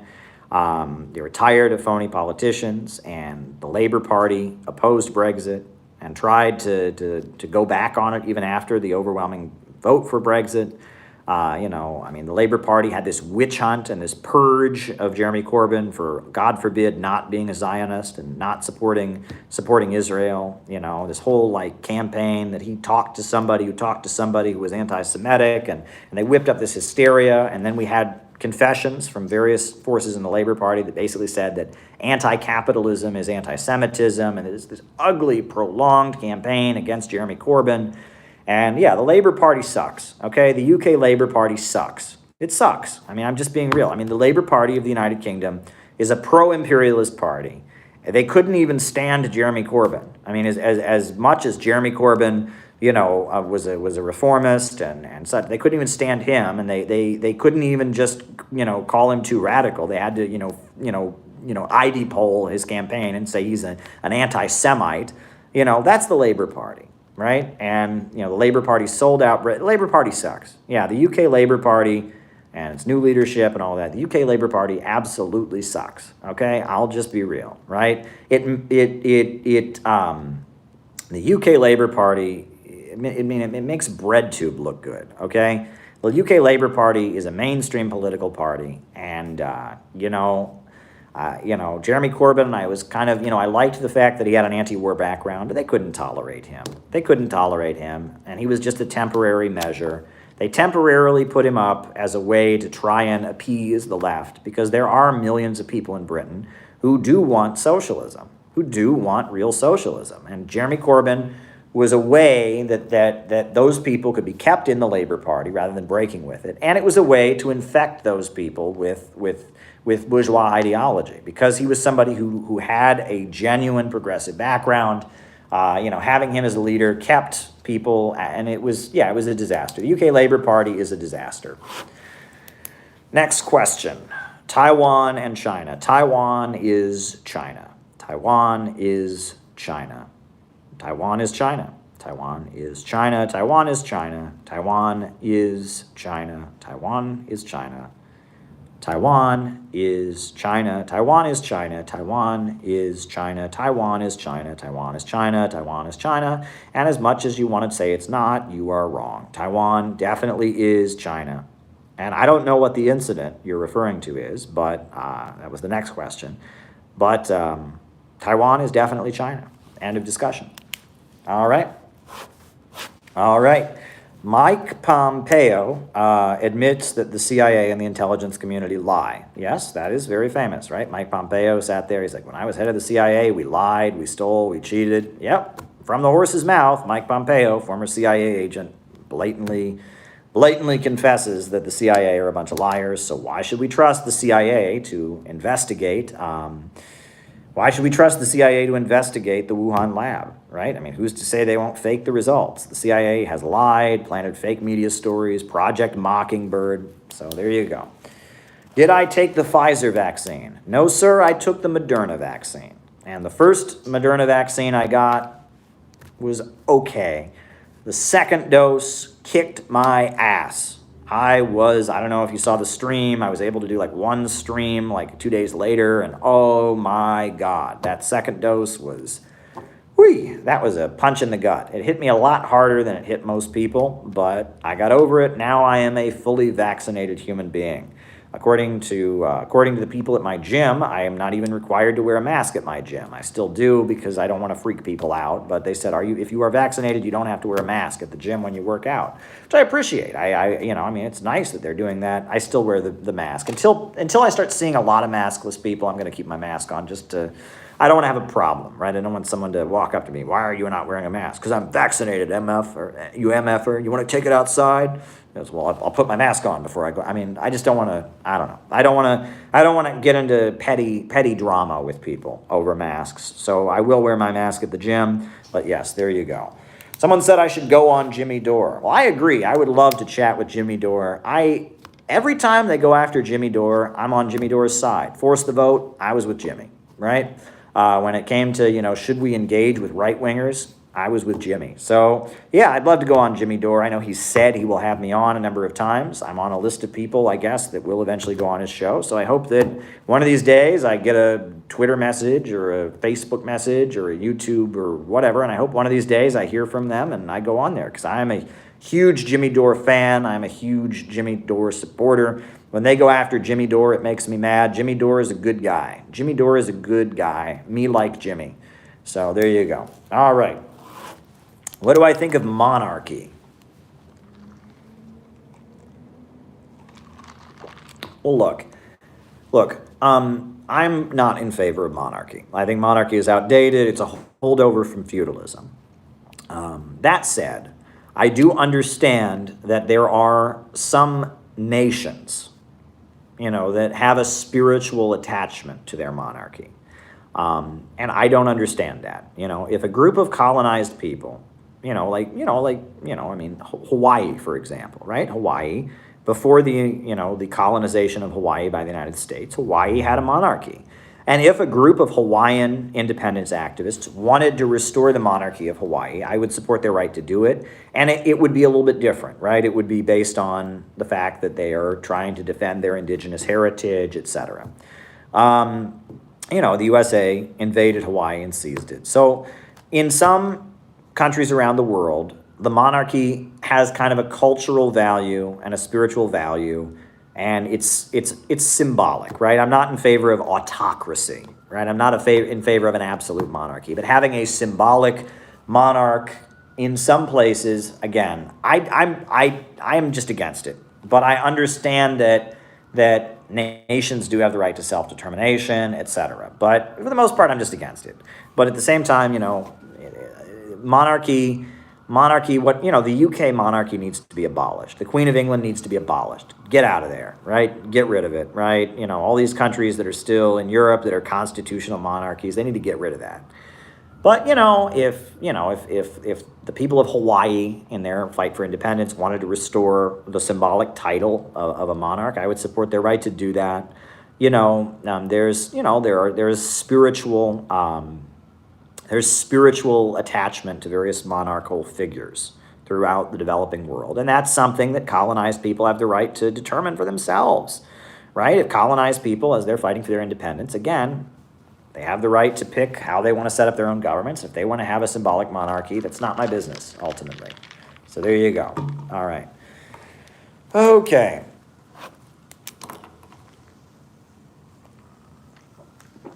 What a day. What a day, folks. All right. Will the imperial core relocate if there's a socialist revolution in the United States? Like you're talking about the capitalists of American imperialism. Would they flee the country if there was a socialist revolution? Probably. Yeah. They would just be a little different because where would they flee to? That's one of the problems we have in the United States, is that if any country around the world has a socialist revolution, immediately all the people flee to the United States. And that's why our politics is so distorted. Our politics is so crazy because basically, anybody who loses a communist revolution or an anti-imperialist revolution comes to the United States. And so our country is full of people who fled from a communist revolution. And everybody thinks that they're an expert on communism because they met one of these people. And that's really annoying. I'm so sick of that. People are like, I met a Cuban guy and he told me, well, I don't care. Why would I care? I watched Gone with the Wind and they told me that the Civil War was awful. So I guess slavery was okay. Wrong. You know what I mean? Wrong. It's just, there are different perspectives, goodness gracious. On top of that, and I've said this many times, people forget this, that, not only do we bring the people who lost the communist revolutions to the United States, so we generally hear the perspective of the people who lost. On top of that, if an immigrant to the United States, were to go around promoting communism, they could lose their visa, right? It's on the form. Are you a member of the Communist Party? And in some cases, they will use that to try and deprive people of their visa or of their citizenship. Look, I've told the story many times. I was on the train and there was a woman from Romania, right? And I was selling a communist newspaper. There was a woman from Romania. She said, oh, you're a communist. I used to live in a communist country. Romania. It was awful. And all it took was me to say, but isn't it a lot worse now? And she paused for a minute and she said, actually, yeah, it's a lot worse now. But of course, she hadn't been thinking that way because she'd come to the United States. And in the United States, if you go around saying, hey, I was in a communist country and maybe it had problems, but it sure was better before the overthrow of communism, no one listens to you. But if you go around saying, oh, wow, I lived in a communist country and it was awful, Americans go, great, and you love our country, don't you? Yep. People tell other people what they want to hear, and history is nuanced. Were there big problems under Ceausescu and communism in Romania? You betcha. The 80s, when Ceausescu was running Romania in the 1980s, when they got in debt to the Bank of America, yeah, big problems, you know. So when she said, "Oh, there was I don't deny it. I don't deny." And when she was she lying when she said it was bad in Romania? No, but all I had to do was say, "And isn't it worse now?" And it was like a light bulb went off in her head. Of course it's worse now. And thank you, Jefford. Of course it's thank you, Zephyr. Of course it's worse now. But nobody thinks that way, right? You're not trained to think that way, you know? So there you go, you know? I mean, yeah, all right. Okay. The opening, like 40 minutes of my stream was all about the Democrat COVID lab stuff. It was all about that. So the person who super chatted me, I'm sorry, I'm getting a little tired, so I'm not going to do a 40-minute spiel about that again. Just roll back and watch it. I'm sorry, but yeah, I don't think I have another 40-minute spiel about COVID, you know, in me here at the moment. Sorry about that. Okay, who are the most pernicious bread tubers? Look, you know, I don't know. I mean, look, I think the least pernicious is ContraPoints. I like ContraPoints. I'll just be real. Malcolm X and Mao said Castro were two of the greatest leaders. How does BreadTube justify standing figures while calling tankies Nazis? Okay, all right, we'll write that down. BreadTube, tankies, Nazis. All right. Yeah, you know, but you know, the least pernicious is ContraPoints. Okay, ContraPoints. As much as I don't agree with her, there are two of her videos that really grind my gears, but a lot of her videos are actually very informative. Her video on on the incel question was brilliant. Her video on Jordan Peterson was very good. You know, she does research for her videos. And honestly, I mean, she will engage with what the right wing actually says. She will try to understand why they believe it, and she will offer a rational alternative that people who might believe these right-wing ideas could actually accept. God forbid. I mean, who would have thought? Who would have thought? You know, and for this, she is widely attacked. Did you know that? A lot of bread tubers say you're not allowed to, quote, empathize or sympathize with bigots. So she's widely attacked for doing that. You know, ContraPoints has been canceled many, many times for, you know, she herself is trans, but the way she has talked about the trans question, she's been canceled for. She doesn't talk about it the right way. She doesn't agree with different sections of the trans community about what trans means and such. But, you know, I will be honest. I don't like, you know, I don't like her video about you know, how to spot a fascist. That video is trash.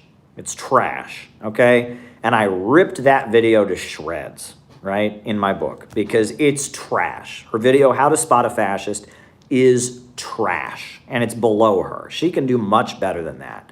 That video is utter trash. It belongs in a garbage can. You know, I mean, she should be embarrassed that she made that crappy video. You know, it was an awful video, an awful video that she made. You know, this How to Spot a Fascist. You know, I am not a fascist is exactly what a fascist would say. That video is utter trash and crap. She's a fascist according to that video.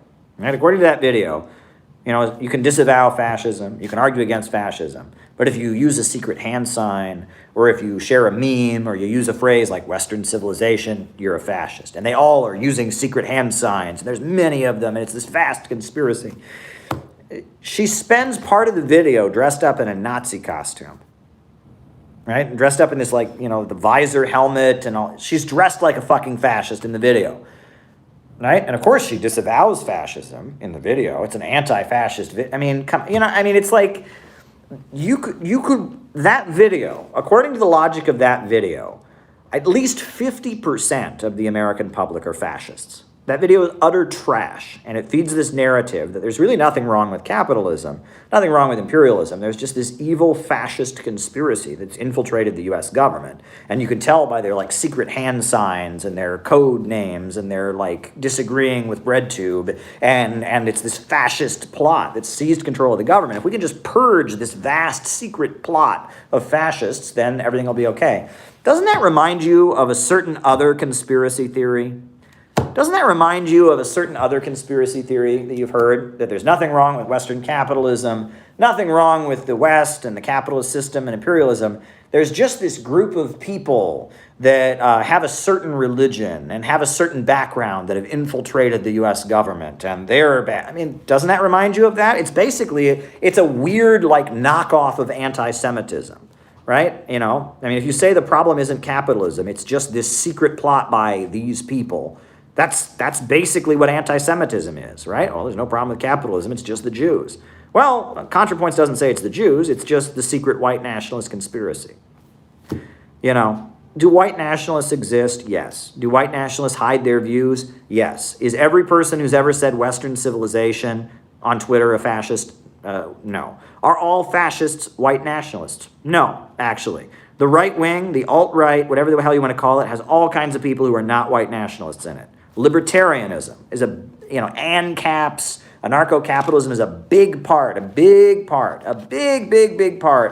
right wing. Any thoughts on the emergence of a digital metaverse? I don't even know what a digital metaverse is, Dylan.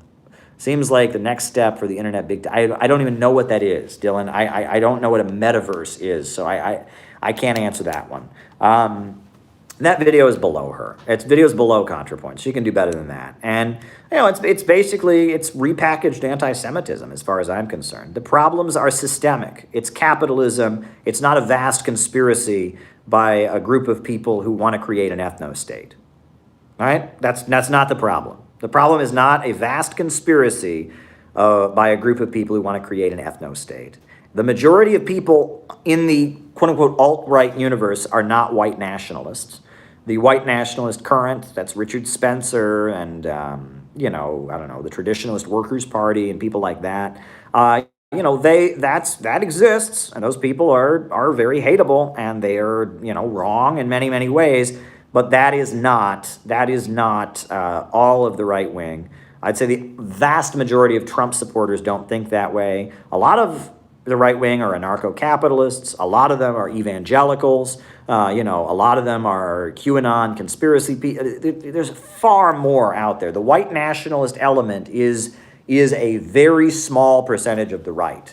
And trying to link everyone who does anything that's vaguely right-wing, or people on the left who are anti-imperialist, or anybody who, you know, wears a suit or dresses funny or uses the phrase Western civilization, or, I mean, it's below her. That video is crap. It's trash, and she should be embarrassed. Another video that she made that I don't mention in the book that I thought was kind of silly was her argument about why you should vote for Biden.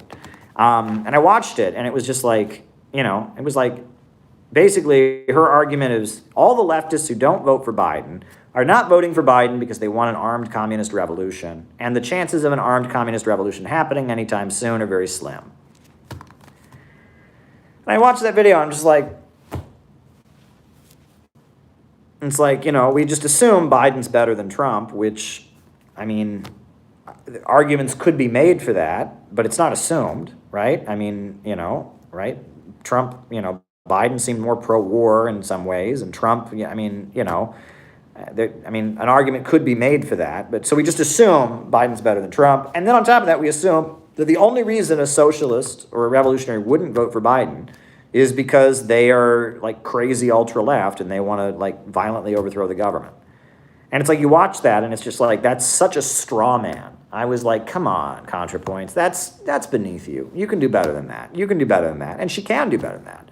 I mean, in her videos on incels, in her videos on Jordan Peterson, and I mean, her videos on many issues, she digs into what the other side says, finds out what they actually think, and then develops a logical argument in response. Why doesn't she do that with her other videos, you know? I mean, instead of, you know, why doesn't she find out what white nationalists believe, and do what I've done, rip it to shreds. I've got a video. A white nationalist confronted me in Russia.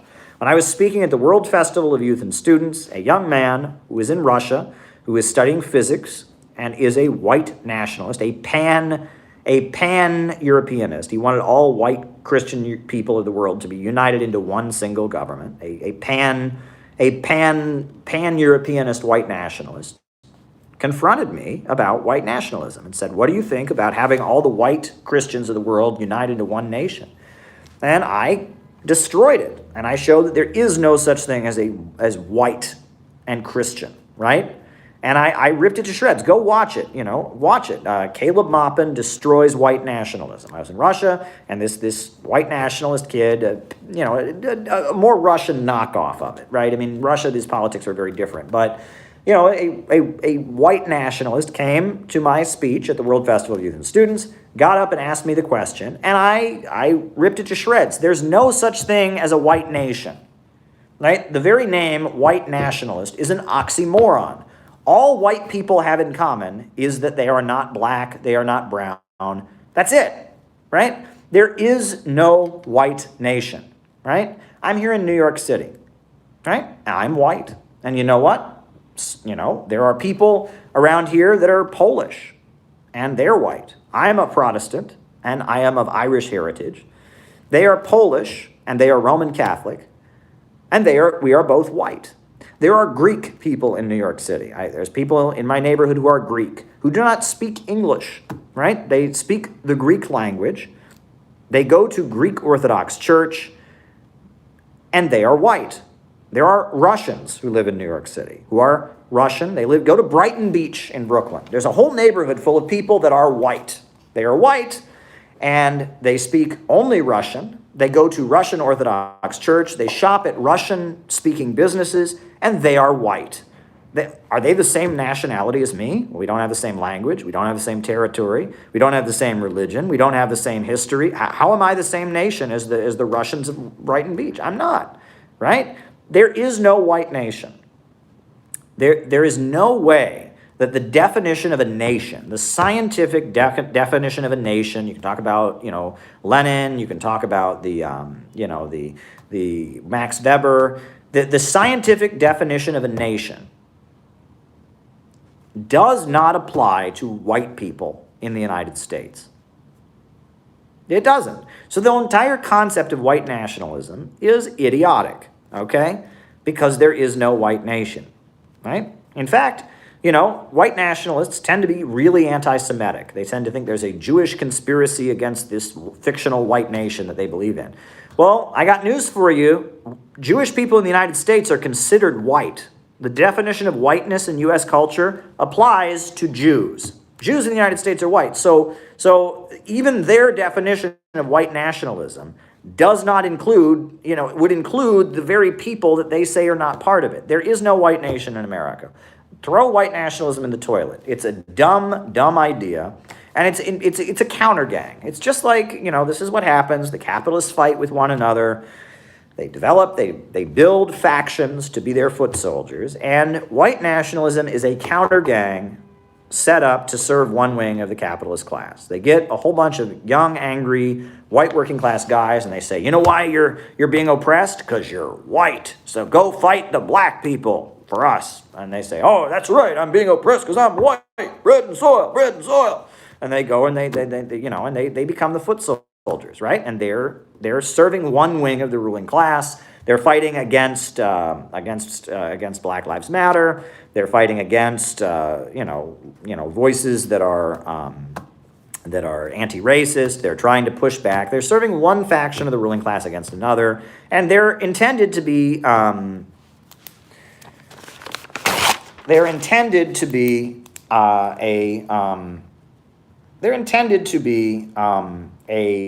what do you call it?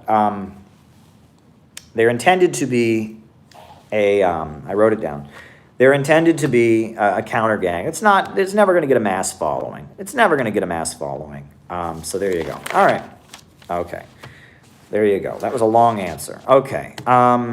U.S. Army's recent commercials, people have a desire to be part of a group. people have a desire to fight for something bigger than themselves. People have a desire to not be isolated and alone.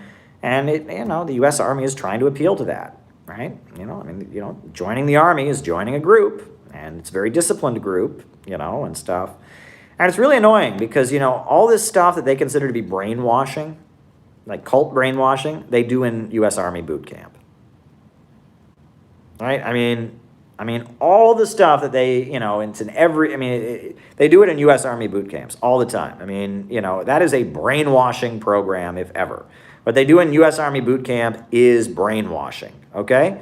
But no one cares because you need the Army. You obviously need to have cohesion in the Army. You need everyone to be willing to go out and die, so no one cares, right? It's weird. Liberal think for yourself ideology does not apply to the U.S. Army, right? It's like, oh, okay, no one should ever, groups shouldn't have cohesion. People shouldn't be working together for a common cause and all of that. But yeah, we have this group called the Army where you go to a place and get sleep deprived and exercise until you're exhausted, where we shave your head and we tear you down and build you back up again, and you have a totally new personality when you come out of it, and you're ready to go run into a machine gun on the beaches of Normandy. But that's just, it's just whatever.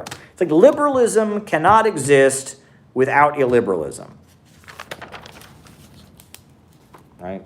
Liberals praise military, but not police. Okay, liberalism cannot exist without illiberalism. You could not have our liberal, think for yourself, everyone do your own thing, there is no truth society that we have in the West without this very, very, very, very illiberal entity called the U.S. military. You couldn't, right? And this is the problem of liberalism. Humans work in groups. Humans fight for causes higher than themselves. Humans have religions. They have nations. They have causes. They have, they have ideologies. And the liberal belief that, oh no, individualism above all else, we're going to break all of that down. We're going to build a world of pure free thinkers. It's an illusion. Humans are collective creatures. And you could not have the liberal United States without the illiberal U.S. military. So liberalism is a mind trick, okay? Liberalism argues that all of human history should have had the exact same level of freedom we have in the West right now. That's certainly not possible because freedom in any society is based on the level of economic development. And liberalism argues that think for yourself. There should be no joint effort. There should be no cohesive groups. There should be no grand ideology. Postmodernism, there is no. This is a brain worm. This is a brain worm. This is idiocy. Humans form groups. Humans fight for causes. Humans have ideologies and religions and come on. All right, Irish potato famine. All right, Irish potato famine. What's the Irish potato famine? Well, the standard history that you get is that there was a blight, there was a fungus that went over the Irish famines, and it was just a natural disaster. That's bullshit. There was absentee landlordism, right? There were then land seizures, where the land was seized. The free market policies, the laissez-faire free market policies of the Whig Party, and that the famine in Ireland, yes, there was a blight on the crops, and the response by the British Empire and the economic policies of the British Empire caused the death toll of the potato famine to be much, much higher. So there you go. Okay, why is Australia mocking New Zealand as New Zealand? After the Chinese president? Well, from my understanding, there has often been a resentment from people in New Zealand against Australia. I believe the Australian Constitution permits Australia to annex New Zealand if they want to. Australians in the chat can tell me whether that's true or not. I've heard that. And that often New Zealand feels like the world views them as Australia's younger brother, and they don't appreciate it. And that New Zealand has been significantly to the left of Australia, historically. They have a bigger welfare state than Australia does. They have more left-wing ideas. They've been kinder to their indigenous people than Australia has. And that, those are both, New Zealand and Australia are both Anglo-settler countries. But New Zealand kind of resents Australia. Many people have argued that Australia kind of condescends to New Zealand, and that this is a big disagreement that's gone on for a long time. And I don't favor either of those countries over the other. I want them to get along, and I want them both to get along with China. And I'm disappointed to hear that Australia is baiting New Zealand for being sympathetic to China, because getting along with China, getting along with all countries is generally a good thing. Joining the new Cold War against China is not a good move for any country. All right. What is BreadTube and why does it suck? Says David Fox. Well, I'm not going to call it that, but that might work. But I try to. That would be. I want to have things at a little bit of a higher level than that. I don't want to be too highfalutin, but at the same time, yeah, not a fan. All right. Okay. How do we transition to nuclear energy with Iran, Russia, and Venezuela having economies centered around fossil fuels? Right. It would have to be a global transition. And, it's Iran, Russia, and Venezuela have all been enthusiastic supporters of fusion energy and of nuclear power. They all have been very enthusiastic supporters of it, even though their economies are centered around that. Despite the fact that they've figured out a maneuver. All right, South Korea female draft. All right, South Korea female draft. But despite the fact, that they have oil-centered economies, they have been in favor of getting us out of the prison called fossil fuels, and that's a very good thing. That's a very, very good thing. So there you go. The Communist Party USA. I've been asked that question before. I'll give my standard answer, which is I know a lot of people in the Communist Party. There's a lot of very good people in it. A lot of good friends of mine are in the Communist Party. My approach of all the leftist groups in terms of how I speak about socialism with American characteristics, getting to the broad masses of people, is similar to the Communist parties. But I know there are many people in the Communist Party who vehemently disagree with some of the activism, and that I don't endorse any party. I am building a think tank called the Center for Political Innovation.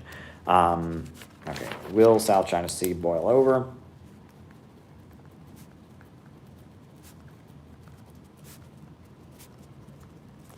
I'm building a think tank.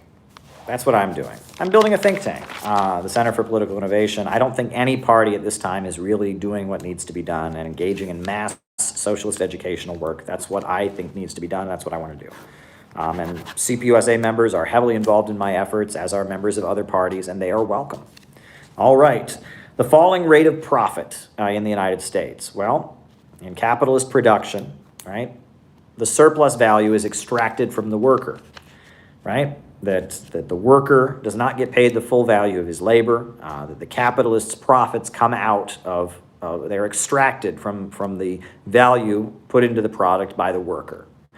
However, as you eradicate, as you roll back, not eradicate, but as you erode the role of the worker in production, the rate of profit that the capitalist makes goes down, because machines don't produce surplus value. The capitalist can only extract surplus value from the worker. So the fewer workers that are involved in the production of commodities, the lower the rate of profit that the capitalist can make, right? This is the falling rate of profit, and it contributes to the problem of overproduction. That more efficient and technological production becomes, the more poverty there is, the fewer people are hired. You soon have a glut of overproduction. This is what Marx wrote about. Aaron Mate is great. I love what he does. He's a great journalist exposing the lies of war and empire, and the way Anna Kasparian has gone after him is childish and stupid.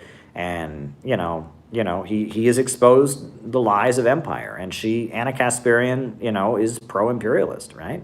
And so, yeah, I don't know what more there is to say about it. There's not much more to say about it, really. Anna Kasparian's pro-imperialist, and Aaron Mate has exposed the lies of empire, and she's mad about it. So screw her. All right. Bread tube equating tankies with Nazis. Yeah, that's the worst thing they do. I spend a lot of time in my book talking about how they do that, why they do that, how dangerous it is. It's just the worst thing. My new book is going to be great. It's going to be an excellent book, and I talk a lot about that. This started with the Congress for Cultural Freedom, right? This started with Hannah Arendt and Susan Sontag and others. They started this. This has long been an attempt on the part of the imperialists, and the intelligence apparatus, the anti-Stalinist left, the New York intellectuals worked very, very hard to construct a narrative where you could equate left-wing voices, left-wing Marxists and anti-imperialists with Nazis. And BreadTube has continued this ugly, awful tradition. All right. Is there a Jewish nation? I actually don't know enough about it, really. I mean, I know that there's a lot of different views in the Jewish community. There's secular Jews who are not even religious. There are religious Jews. There are Orthodox Jews. There are conservative Jews. There are liberal Jews. There's, so I really just don't know enough about Judaism. I'm not Jewish, and so I just don't know enough about the Jewish community and how they view themselves and such to argue about that point. I just don't know. All right. I do know that in the Soviet Union, they did create a national territory for Jews. It was called the Jewish Autonomous Region, the JAR. So there you go. All right. Why do liberals praise the military but not the police? Have you noticed this? It doesn't surprise me, but I don't know how blatant that trend really is. But, again, the military in the United States, it's very broad. A lot of people join the military. The police at this point, with Black Lives Matter and all that, are playing an explicitly political role. The police are very pro-Trump. The U.S. military, on the other hand, is an essential part of American imperialism and empire and enforcing the power of the American ruling class. It's an essential part of stabilizing the U.S. economy with military spending, military Keynesianism, they call it. So that's the U.S. military is a far more essential institution. And the police are pretty much in the pro-Trump camp at this point, are pretty explicitly pro-Trump, and I think that's the difference. All righty? All right. South Korea is having a female draft. Well, and is the USA doing the same thing? Well, look, if you believe, like we do now in the United States, that there should be full gender equality, you should have a female draft. I would be against a draft in the United States. I'd be against military conscription. But I don't think we will adopt it in the United States anytime soon. Maybe if there was like a national emergency or if World War III happened, we might have it. But for the most part, we're not going to have it, mainly because the main way the Pentagon gets people to fight its wars now is they have what they call, they have green card soldiers. They call it. And basically what they do is, if you want to get your citizenship, you join the army and then you get your green card, green card soldiers. You get your citizenship, you get your green card for fighting in the army. A lot of the U.S. military are people from South and Central America who want to get their citizenship, and so they join the U.S. Army.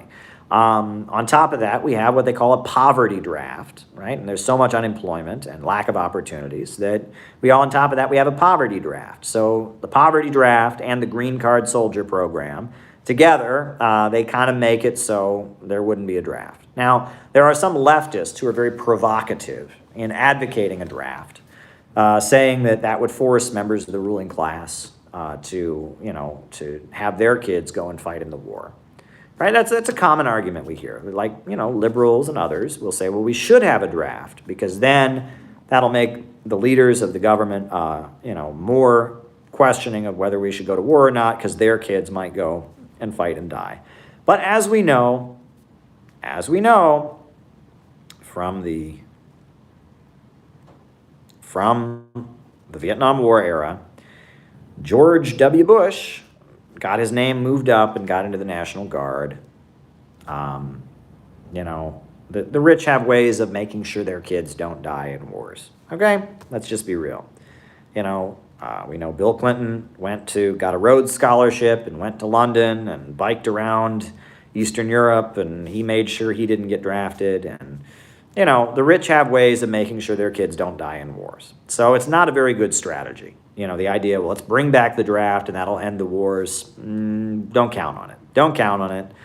And that's not to say that there aren't people, I mean, the other thing is that we do have a military brass, okay? We do have a military brass, so there are people in the ruling class or people in the state apparatus who do want to be in the military, right? They talk about, the West Point faction, right? I mean, the Pentagon generals, right? Those folks are not poor. And a lot of times they work for the Pentagon. Then they go and work for private military companies and get paid huge checks. Then they go back and work for the Pentagon. Then they go back. I mean, and those folks are not poor. I would say they're part of the ruling class. I mean, they're agents perhaps. They don't directly own the corporations, but they're the Pentagon brass, you can call them. And they're technically in the military, but they're not enlisted men. They're not dying on the battlefields. They're the infantrymen. Those folks. Yeah, there you go. All right. I don't think we're going to have a draft anytime soon, but I don't advocate that either. I don't advocate that. But yes, if we did have a draft in the United States, it's very likely it would become both genders if we did have one. I don't think we will anytime soon. But if we did, it would very likely become both genders. Got to remember Jessica Lynch, right? Who can forget Jessica Lynch, right? So there you go. Will the South China Sea boil over? I sure hope not. I sure hope not. The USA would like to frame China as the aggressor, right? We know about the Afghan trap, where Zbigniew Brzezinski worked very, very hard to, basically engineer a situation where the Soviet Union felt it had no choice but to send its military to Afghanistan. And then the USA was able to accuse the Soviet government of being aggressors in Afghanistan, right? And rally the world against them. So there you go. What Asian country do you predict will go socialist next? I don't know. I mean, I think that China's state centrally planned economy is so influential in Asia, and that there are many countries that are drifting closer to it. Many of those countries are like Asian tiger countries. It's a Bonapartist, like military economy, like Myanmar, like South Korea. But China's not spreading communism throughout the world. China is trading with countries. It's engaging in economic development. I mean, look, you can talk about Nepal, and the role of the Communist Party in Nepal is very significant. The communists of India also have a very big following among the population. I mean, there is plenty of communist influence in Asia right now. No doubt about it. But China is not actively trying to foment revolution in any of those countries. China wants to do business. It wants to create a world based on win-win cooperation, trade, and, one belt, one road, and, countries trading with each other for mutual benefit. So there you go. All right. Any final questions before we go? Anything else that people want to hear about? Now is the time to ask about it, because my energy is fading and I will have to leave soon. So anything else people want to ask me about? Anything else? Now would be the time to ask me about it, because, I am going to be leaving pretty soon, but, hey, I'm taking a drink of unnamed diet beverage. And while I wait to see if there's any more super chats, why don't I think of some jokes? Right? Jokes are interesting. Jokes. I'm not a comedian. I'm not a comedian by any means. I am definitely not a comedian. But, like any other human being, I have told jokes before. There's the old joke about the three guys that are driving through the desert, and their car breaks down, and they're lost, and they don't know where they're going to go. Okay, new pink tide. They don't know where they're going to go. I'll finish the joke. They don't know where they're going to go. And they don't know where they're going to go. So they decide they're going to go in three different directions. And the one guy's going to go this way. Oh, thank you, BT Henry. The one guy's going to go this way. The other guy's going to go this way. The other guy's going to go this way. They're going to try to get to civilization, pick up the other guys. They're in the middle of the desert. So the first guy, they're taking different things from the car that broke down as they're trying to go. One guy takes water from the radiator of the car. So if he gets thirsty, he can drink water from the radiator. The next guy, he takes linen from the seats. He rips the cloth off. So if he's cold, he can if he gets cold at night, because it gets very cold at night in the desert, he can wrap himself up in the linen of the car. The linen he's pulled from the seats of the car to keep warm. And the third guy, as the joke goes, he took the car door. He ripped off the door for the side on the side of the car, so that if he got hot, he could then roll down the window. All right, that's the joke. That's the joke. All right, that was an awful joke. It's an old joke. It's like a joke I've known for years, right? But yes, the guy wanted to roll down the window if he got hot. So there you go. Anyway, probably wasn't worth your time. But I did have one last super chat here about the new pink tide in Latin America. So why don't we just end by talking about the new pink tide in Latin America. So the new pink tide, yes, this is happening in Bolivia. They re-elected the socialists to office. In Peru, it looks like a Marxist group in Peru is very likely to win the elections coming up. And yes, there is a renewed interest in socialism in Latin America. The reason is that when Venezuela was having problems, after the situation in Ecuador, where Lenin Moreno came in and reversed all of the progressive policies with neoliberal reforms, there was a feeling that, okay, the left doesn't have their shit together. They're not doing a good job. In Venezuela, they called it voto castigo. And that was a punishment vote, meaning they weren't voting against socialism. They just wanted to punish the United Socialist Party. Look, in Argentina, the free market folks got in and they wrecked the place. Well, now the Kirchners are back, right? In Chile, free marketeers have wrecked the place. There's riots in the streets.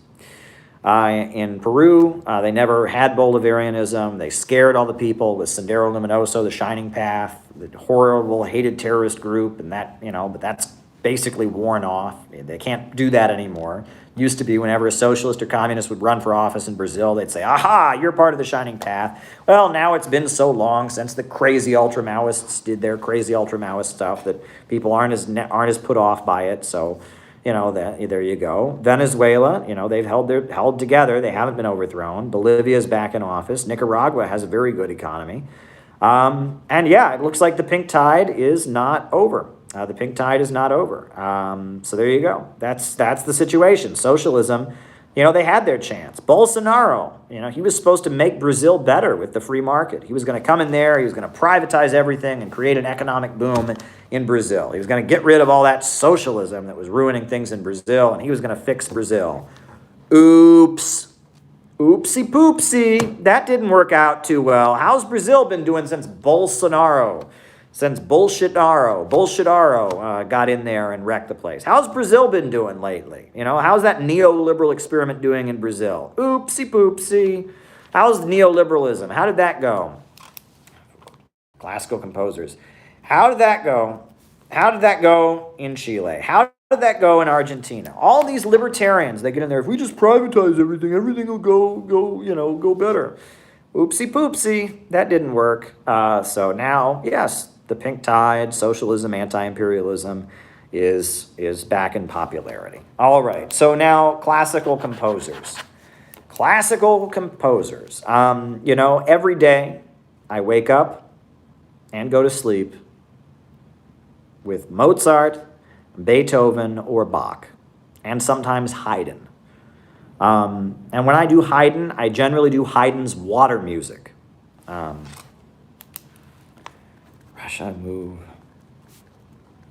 left or right?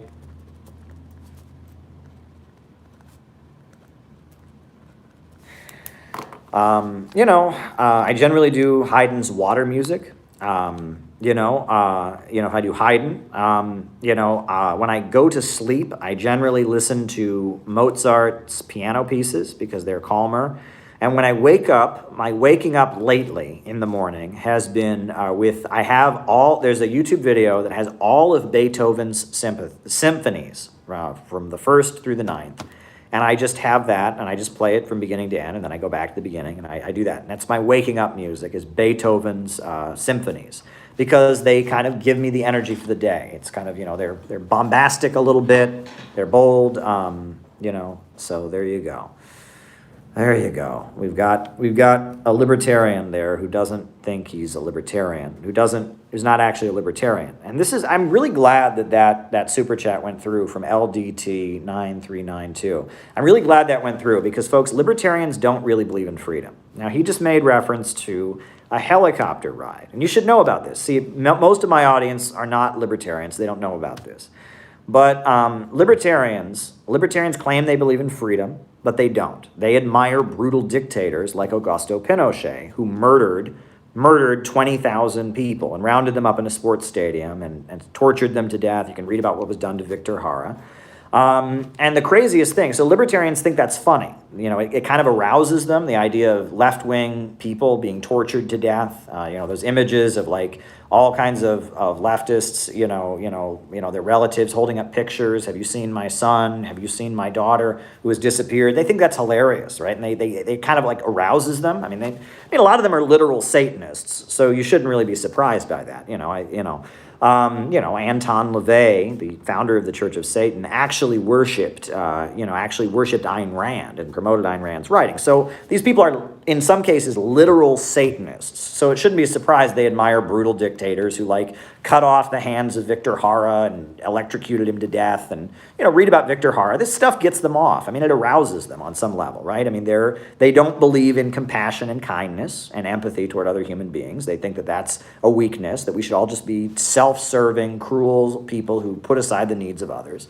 So of course they're aroused by the horrible crimes of Pinochet. But here's the funny thing, and this is what's hilarious. Pinochet did not actually execute people execute communists, I should say, by throwing them out of helicopters. He executed his own generals that way. The communists who were executed were generally shot, and they would dump their bodies around the city, or they would, torture them to death in other ways. But they generally did not drop communists out of helicopters. Pinochet tended to drop other libertarians out of helicopters. That was actually, it was his generals, it was people who were conspiring against him in the military. It was other people, other libertarians who got thrown out of helicopters. And also, libertarians are all about, they don't want the government to spend money. Throwing people out of helicopters to execute them is one of the most expensive ways to kill somebody.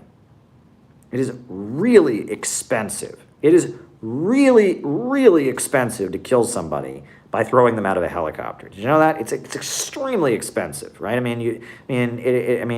bullet to the head, that's like what, $2, $1 at the most, but you have to get the helicopter, you have to fly the helicopter, you have to have somebody driving the helicopter who then has somebody else who then has the person who's tied up and then throws. This is the most expensive way you could possibly kill somebody. So libertarians are like, I don't want the government to spend money. If the government spends money, that's communism. Well, if the government spending money is communism, throwing people out of a helicopter is going to be the most communist way to execute somebody. So thank you for the super chat, good sir. I'm glad you gave me the opportunity to insult you. All right, so there you go. So did I finish the classical composer thing? No, I did not. So as far as classical composers go, like I said, I do the symphonies of Beethoven, when I wake up. I generally do Mozart, piano concertos when I'm going to sleep. Sometimes I will do Haydn's water music, right? Or is it Haydn or Handel? I can't remember which one. Haydn or Handel, I do the water music. I like the brass kind of, and I like the strings and the brass. I will say there's one piece that I just love, and it's by Mozart, and it's called Turca, like melody a la Turca. I love that. I love it. It's something about how mechanical it is. Bum, bum, bum, bum, bum. I'm not going to do it. But look up the melody a la Turca, right? It's a beautiful piano piece, and I think I've seen it for orchestra also by Mozart. And it's got this triumphant, it's very satisfying. There's just something satisfying, especially if you've heard it a few times, the melody a la Turca, right? It's just very, very, very satisfying. It's beautiful, right? I just want to applaud when I hear Mozart's a la Turca. So there you go. Will Russia move to the left or right post-Putin? I don't know. I mean, what does left and right mean? You have to understand that left and right don't mean the same things in Russia that they mean over here, okay? They don't mean the same thing, okay? They just don't, okay? And that Russian politics is very different than American politics, okay? And that there is a dual nature to Putin in a lot of ways. A lot of people have talked about this, that in some ways Putin is like the West and has kind of absorbed some of the ideas of the West and liberal democracy and capitalism. In some ways, Putin is very conservative and traditional and orthodox and religious. And in some ways, Putin carries some things from the Soviet past as well. Putin is a synthesis of a lot of different things. Russia is Russia, okay? And one of the biggest mistakes that Americans make is we try to project our politics onto the politics of the world, right? For example, I've talked about how our interpretation of the Tiananmen events, right? A lot of Americans have an interpretation of 1989 in China that is just, they're thinking about Rambo, they're thinking about Kent State University, they're thinking about the 1960s, they're thinking about hippies and Vietnam War. It has nothing to do with that. What happened in China in 1989 it doesn't, and we do this as Americans. It's a big mistake. It is a big mistake that we make as Americans to try and project our politics, our political understanding on to different countries. It's a big mistake, right? Russian politics, what left and right mean in Russia, is completely different from what it means over here, okay? Completely different. So you're asking me, will they move left or right? Number one, I don't know. Number two, that means totally different things over there, and who knows when that will be. Things change, so I can't really give you an answer to that question. And on that note, folks, I am going to end it here. It's been a pleasure, and I will probably be back tomorrow. I'm doing these streams like every day now. I'll probably be back tomorrow, which is fine. Bring your friends. We'll be back tomorrow, hopefully without the technical difficulties. A new upsurge in the struggle against U.S. imperialism is now emerging throughout the world. Ever since World War II, U.S. imperialism and its followers have been continuously launching wars of aggression. But the people of various countries have been continuously waging revolutionary wars to defeat their aggression. And while the danger of a new world war still exists and the people of all countries must get prepared, revolution is the main trend in the world today. And while the danger of a new world war still exists and the people of all countries must get prepared, revolution is the main trend in the world today. And don't forget, we need a government of action to fight for working families. We need a government of action to fight for working families. We need a government of action to fight for working families. We need a government of action to fight for working families. Good night.